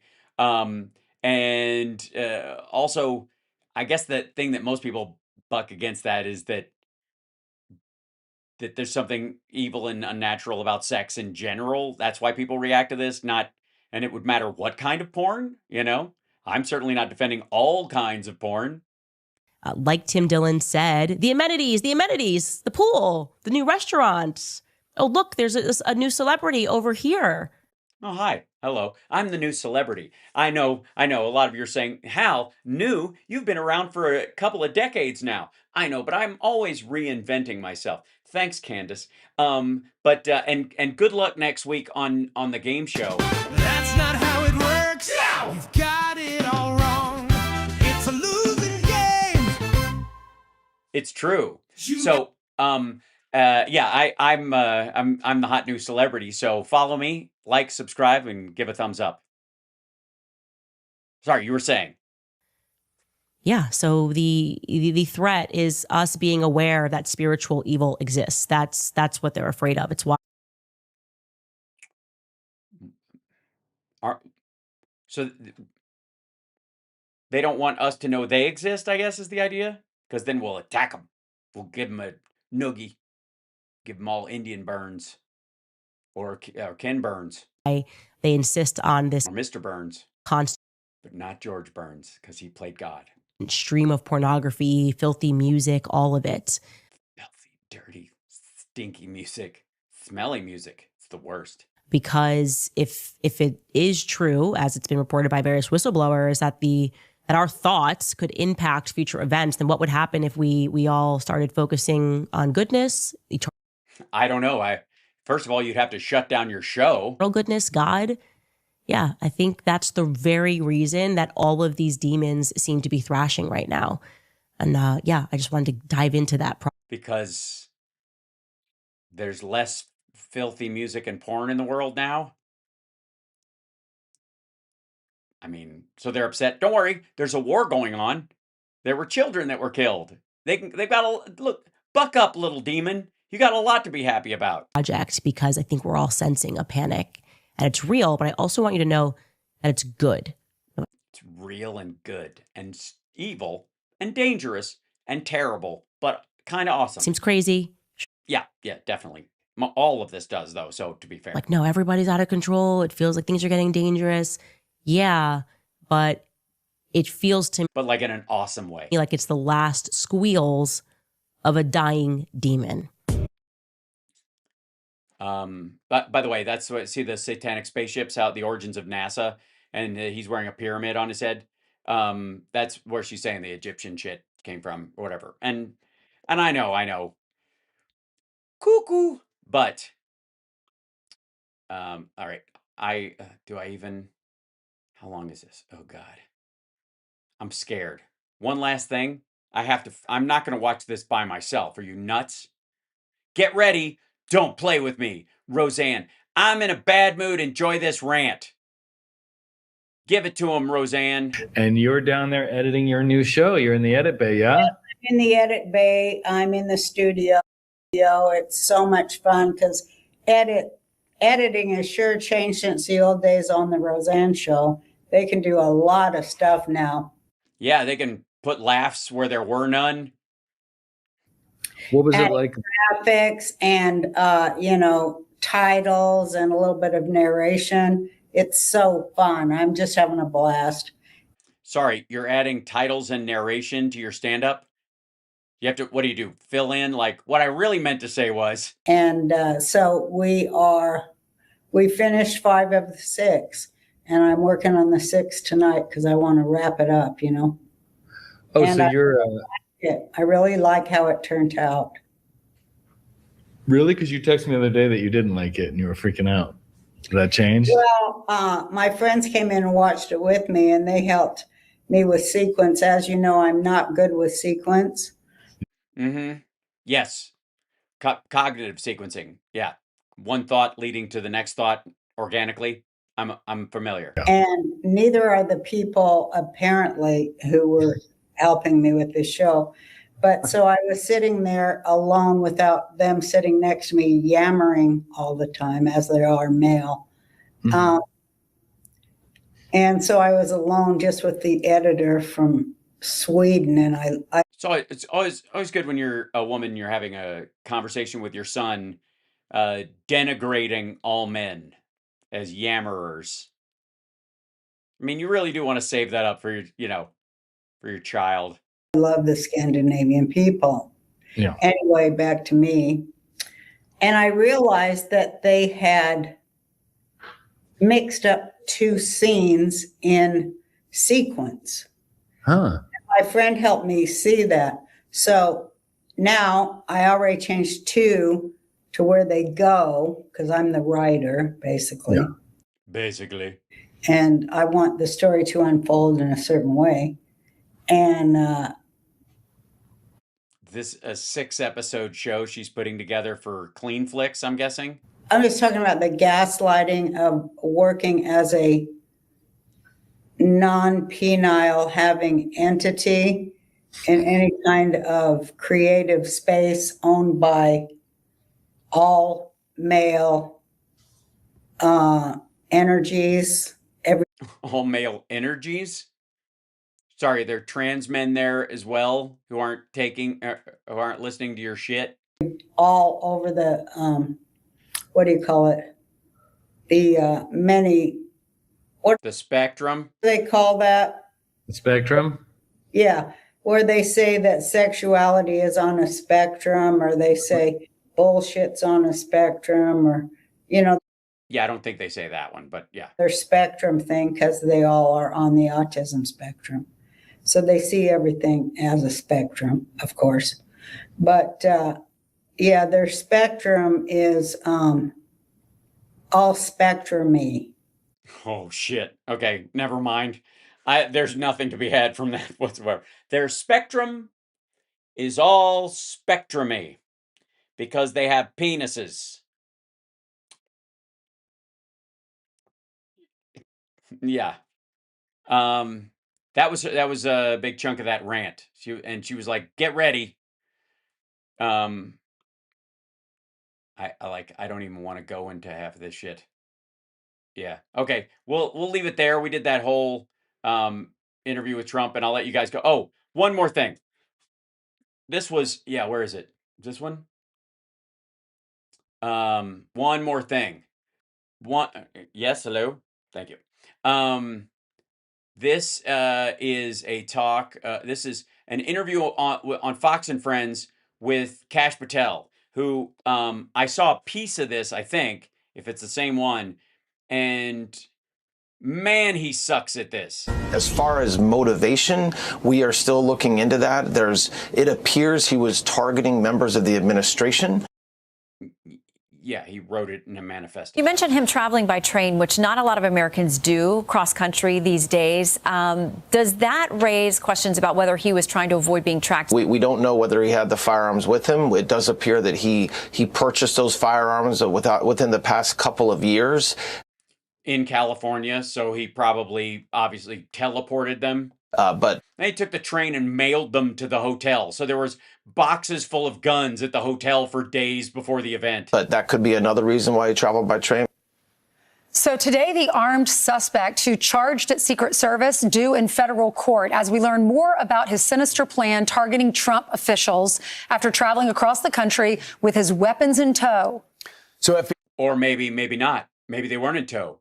Maybe they were regifted to him after he gave them to somebody else, and they were like, "Hey, dude, I'm leaving D.C. in my apartment. You go to stay there for a couple of days. If you don't, you should probably get a hotel because there's this really bad smell I haven't figured out. But the guns you sent me years ago, they're in my closet if you want them. I don't know what you'd want them for, but they're there." Director Cash Patel joins us now with an update. So, Cash, I know you got... Cash, give us the update. Tell us, use a bunch of, like, self-aggrandizing bullshit male bravado. You guys have been working feverishly, especially over the last 24 hours, along with Secretary Mark Wayne Mullen. What have you learned about the shooter that you want our audience to understand?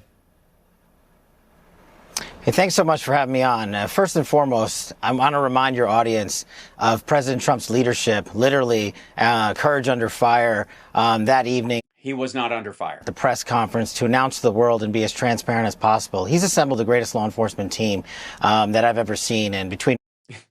If I do say so myself, as the head of the FBI under him. Of course, it's much better now that we got rid of Bongholio, but... Myself and Mark Wayne Mullen and the interagency in the White House, we are prepared to tackle this investigation, as we've done since it started. We immediately...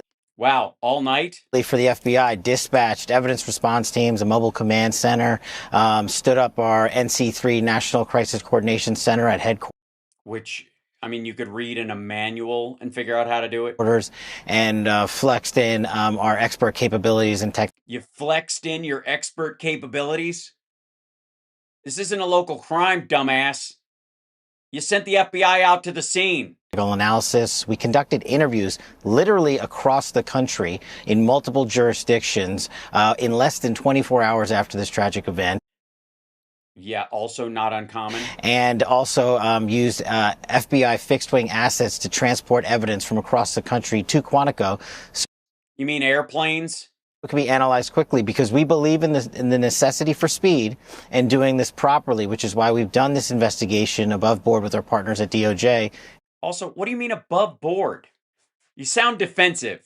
It sounds like you're dealing with the fact that everybody thinks you fucked up the Charlie Kirk thing or helped it happen. And which is also why just over 24 hours after this tragic incident, you'll be seeing incident? Myself and Attorney General Todd Blanche address the nation with action. By the way, let's see that shot again of Donald Trump being told to hit the floor, and his cat-like reflexes make him drop to the floor on all fours like a After this cat. tragic incident, you'll be seeing myself and Attorney General Todd Blanche address the nation with actual details. Fall down. Like, they pushed him. He fell down. Trump fell down. They keep playing this fucking clip relating to this event. So, Cash, can you go into the profile of this person? I know you can't talk about the investigation, but was he on the Fed's radar before? Did y'all see the postings that he was making, that he was trying to come to the hotel? And is it true that there was an alert put out with a description of him, but he wasn't detected in the hotel? Yeah, those would all be very bad. So those are all things that the Bureau and our partners have been looking at. As to the Bureau, we have what... No. Apparently, no, he was asking you about shit you were supposed to be looking at and you didn't. It's called the BAU.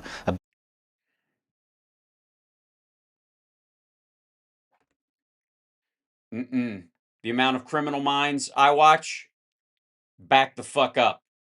I've seen Mindhunter, I don't know, dozens of times. I don't know, I've lost count. That the Bureau and our partners have been looking at. As to the Bureau, we have what's called a BAU, a Behavioral Analysis Unit. It's been made famous from past historical investigations. And those and shows. Folks have been working all weekend. I received a full briefing yesterday morning from our BAU unit. What that does is not necessarily... What? No. Sorry. What did they do? Give you a profile of the guy you already caught? By direct evidence to be utilized in court, but it examines what we have collected so far, to include emails, social media postings, witness interviews. Yeah, he looks like, according to this manifesto, he was going to kill the president and people in the cabinet because he was pissed about this, and this. Dun dun. Interviews with people, family, friends, and neighbors, so we can provide a complete picture of this individual's mindset and intent when we make the presentment in court. And that's what we're going through right now. No, you're not going to do a fucking behavioral analysis that you're going to present in court about his mental state from them. You're just going to present the facts and evidence to indict him. And in the process of finalizing, and shortly we'll see that presentment in court. So is any that other presentment? And we're doing a big presentment. Some people do presentations. We do a presentment. Is that true that he mentioned? As any of that? Yeah, because Cass, you're talking about the behavior analysis of him. I'm not talking about I'm saying, was there a profile put out? Was he known? Was there chatter about him before it? I'm not his mind doing the act before it. You fucked up. Yeah, all those questions will be answered in the complaint, the criminal complaint that's being presented. I just can't get ahead of my partners at the Department of Justice. And sorry, whether he was on the radar or not would have no bearing on whether he's guilty. There's a lot of people on the radar that haven't done anything yet or may never. Did you know about him beforehand? Did they know he was in a hotel? Had they put out an APB essentially or a BOLO on somebody who looked like him? Especially can't get ahead of the federal magistrate that it's being presented to. But we have answered. That's not getting ahead of him. All those questions. And that's what we've been working towards. America deserves answers. President Trump. Well, then give one, you dumb motherfucker. Trump has committed to. His biggest answer is we're so transparent. He says that all the time. We're the best team ever, and we're more transparent than anybody. That doesn't answer my question. Well, it answers my question, the question that I want to have answered. So fuck off. Transparency and accountability. And what we are doing with the team that the president has assembled is avoiding accountability. And which is the question that you were being asked was, should you have been more aware of this guy before this thing happened? Were you? Word is that he was. Answering those questions in record speed, but also divulging them to the public at the appropriate time without jeopardizing the integrity of the investigation. And this incident happened on late Saturday night, and it's Monday morning, and we're about to go to court. That's a pretty quick turnaround, if not maybe. Yeah, because you have the guy. This isn't the fucking Jan 6 bomber. The fastest for something of this magnitude. Mr. Director, Lone Wolf, what evidence do you have to lead us to believe based on his background and support this idea. Also, the long gun and the shell casings from the scene. Any update on the origin of the weapon? And how is this going to change security going forward? Yeah, so look, the weapons were, the FBI immediately took control of the scene after it was safeguarded by our Secret Service and law enforcement personnel. The weapons were transported along with the shell casings and ballistics back to Quantico Laboratories for analysis, and that information will be included. The ballistics were transported. Again, in the criminal complaint that's coming. And so what we're going to do is continue to look at the interviews that we've conducted, the dozens and dozens of interviews we've conducted over the weekend, and put that in one place to show. So we can find it later. Because I've had stuff on my desk, and then I come back and it's like gone. I'm like, what the fuck? You what he did, how he got there, when he got there. He wrote down how he got there. He checked into the hotel. You have the date. He said so. When he arrived, how he got down to the oh God. To the area in question, how he was able to get through security undetected. We have all those questions answered, and that's why I wanted to present. Yeah, they're literally just known in public. With the Attorney General at the press conference later today, once the magistrate is certified or signed off on the criminal complaint. So, Cash, what can we expect at the hearing today? I think you are going to hear great detail. All the questions you are asking, you should be asking them. And we should be telling you them, even though we know you already know the answers. Answering them. And the great thing about President Trump's commitment to law enforcement is that he is requiring us to answer them truthfully and honestly after just not yet full investigation. And then why are you doing an interview now? That's exactly what we have done. And no, you haven't. That's why the American people can have confidence. Sorry, you don't get to say, we've given you such transparency, like nobody has ever transpired to transpire transparency in your face before. I'm basically naked here. You don't get to say that instead of actually being transparent. Hang out, about to get some real transparency here. You're going to get so much transparency, you see right through it. In the manner in which we've done this methodical investigation, I mean, this is some bullshit. We see through it. This is some bullshit. Can't undo it. Say it loud. We won't quit. So stupid. Just remind everyone, this was almost the entirety of the president's cabinet, the president, vice president himself, and 2,000 members of the media. This is something the movies don't even write about. There's literally a movie about this almost exactly with Clint Eastwood and John Malkovich. Yeah, they do. Most public assassinations are in front of large crowds. Shooter, anybody? Like this kind of scenario, this kind of tragedy. And you mean, yes, no Hollywood writer would write it like this, where the guy's like, I got a shotgun. I'm going to run through there and blast away from the back of the hall and maybe get him with some bird shot. Yeah, they would edit that part out. They would probably make him make his own soap gun or some shit. Thankfully, the quick reaction of law enforcement, we're going to be able to present to the world in less than 36 hours almost. The guy's alive. He left a manifesto. He fucked up. Of course you're going to be able to present the case within 36 hours. You didn't have to find him, you dumb motherfucker. Exactly what happened. We know exactly what happened. It was on film. Individual's entire background, who he... Besides his LinkedIn page, where he lived, who he was talking to, everything about the firearms, everything about the ballistics. And as you saw, our evidence response teams were on scene so fast. That is the reason we are going to be able to present to you this material. They were 3 blocks away. Of course they were on the scene fast. The FBI headquarters, you could walk it, you dumb motherfucker. I was bouncing around headquarters yesterday. You were that high? The Washington field office, the White House, the men and women of the FBI have not slept all weekend. The DO. That's ridiculous. Yes, they have. You should be able to. There's enough of you. You can work in shifts. DOJ hasn't slept all weekend. The interagency hasn't slept all weekend. It's because America wants answers. Yeah, Mr. Director. Why do you, in a situation like this, why the fuck do you think, again, the guy wasn't a fugitive. They caught him in the lobby. We're going to give him to you because President Trump. Jesus Christ. I mean, fucking acts like he's in The Fugitive. That. They did a great job. Hounds. I want hounds. On Bring in the dogs. We're going to track this guy. He's right there, sir. Well, I know, but we're going to find him. We'll look for him all weekend. On the ground. But they remain reactive. The proactive approach is still under great scrutiny. The President of the United States is averaging an assassination attempt once a year. And there's still protocols that still... So who's going to do the investigating of the procedures? Secret... Who's going to investigate the investigators?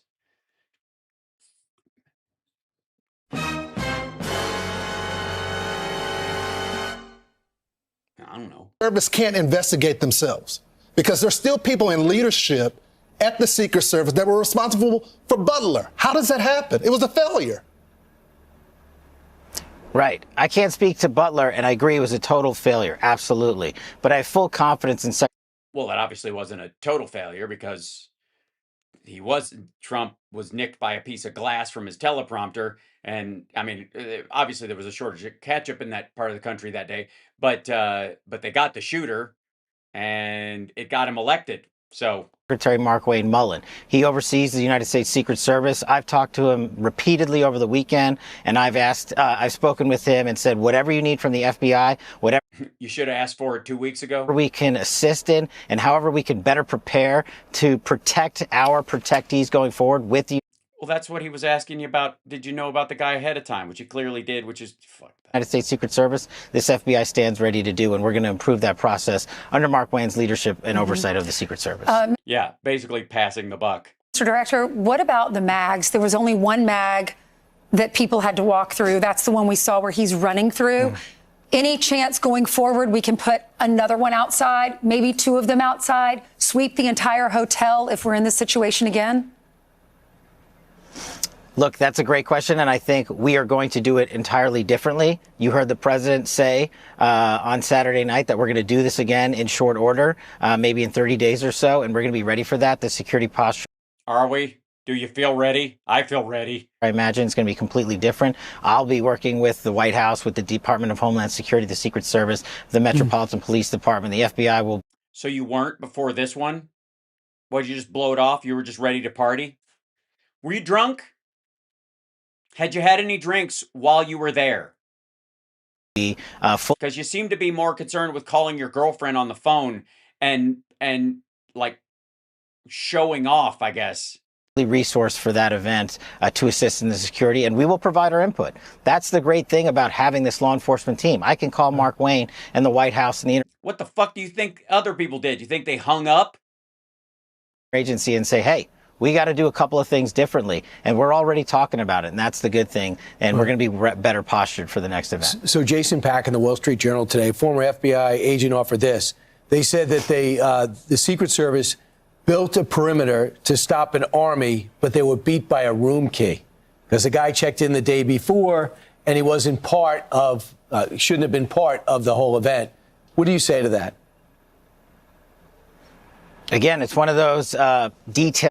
Yes, which is a detail. What are you going to do? That we will provide to you. It's not a detail. They know it. That he just told you what the detail was. You dumb. Oh my God. Extensively in relation to where he was staying, what was found inside where he was staying, and let me guess. He had two guns and two handguns and a shotgun and some knives in his room at some point during the last couple of days. The other materials that were collected to include laptops and cell phones, but What difference does it make? This was a matter that needs to be heavily scrutinized because it almost took the lives of dozens, if not hundreds of people. he didn't have that many rounds. Simmer the fuck down. For the quick reaction of our law enforcement. And we're going to be talking about how we improve the security, not just for this event. Have you considered quitting? But for all events going forward. We're going to learn from this one. Oh yeah, I think we're all a lot more at ease thinking you're going to be learning from something. And we're going to utilize President Trump's leadership and backing of the Blue and law enforcement and work with DHS to ensure our cabinet, our protectees, and the American civilian population is as best protected as possible.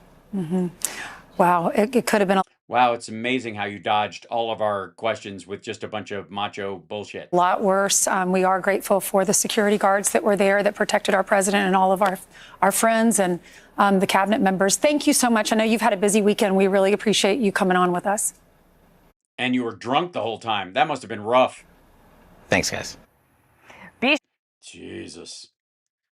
I got to tell you, if I was the president and that had happened, and I just brought in a new guy and, Mark Wayne Mullen to watch my ass, and that had happened, I'd be like, maybe this dude is not qualified to take over on day one.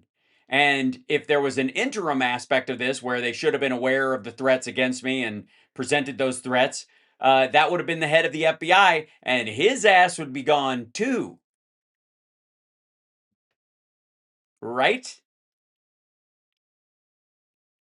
So, anyways, I'm going to let you guys go. Thanks. I stuck around a little while longer, but I have missed you guys, and we didn't get to do a couple of shows last week, so I'm making up for time. Let's just call it that. Anyways, appreciate you guys. Love you. I will see you tomorrow afternoon for the regular afternoon show. Much love. Take care of yourselves and take care of somebody else. And let's see. I'm going to try to go. Yeah. Now that we can get back to the Epstein files, let's go out with this. Yeah. If they ask, I forgot. Got it. You ain't seen nothing. Nothing. Yeah. We ain't saying nothing. Black bar from my past, can't track. Sorry for the raid on Little Damn late. Out, can't catch Alright, this. see you guys later. If it looks too wild on the axis, highlight, right click, boom, redact this. Blood and face can't fact check the madness. Throwing out page from the bad habits atlas. If the story get messy in the ad-libs, highlight, right click, boom, redact this. I was young, I was dumb, I was scrolling. Type way too much, hit send, heart swollen. Now I keep receipts like a lawyer with a folder. But anything risky get hit with the toner. Whole group chat, got tails, I ain't claim. If my name pop up, that's a typo, blame. Who's that in the pic, man, that ain't go strange. That's a random stranger with a very close face. Understanding my friends, I plead don't recall. If they ask for the tape, it's a missing file. If they pull up the clip, that's deep fake style. If they show me the proof, I just smile. Like redact this. Black ball from my past, can't track this. Screenshots cropped out, can't catch this. If it looks too wild on the axis, highlight, right click, boom, redact this. Blur that face, can't fact check the madness. Torn out page from the bad habits atlas. Thank you, Treva. Thank you, Ralph. Thank you, Bob Thanos. Thank you, Stoneflower. If it hit too close, that's a rumor. Thank you, Helen I heard. Scott. If the dateline match, that's a clerical error. If the outfit match, that's a popular shirt. If the tattoo match, that's a stock photo search. I'm allergic to question, coughing the light. I just added the ending, soften the bite. Take the worst 3 parts of the night, then slice like fun was had and we were not. Every X got a chapter I seal. Every text got a gap in the reel. I ain't lying, I'm curating the reveal. Just trimming little bits of the raw, real deal. If you saw, you didn't. If you know, you didn't. If you talk, I'm clipping. If they ask, we glitching. Swipe that name out, crop that frame out. If it made me look foul, delete then fade out. Black ball from my past, can't track this. Screenshot.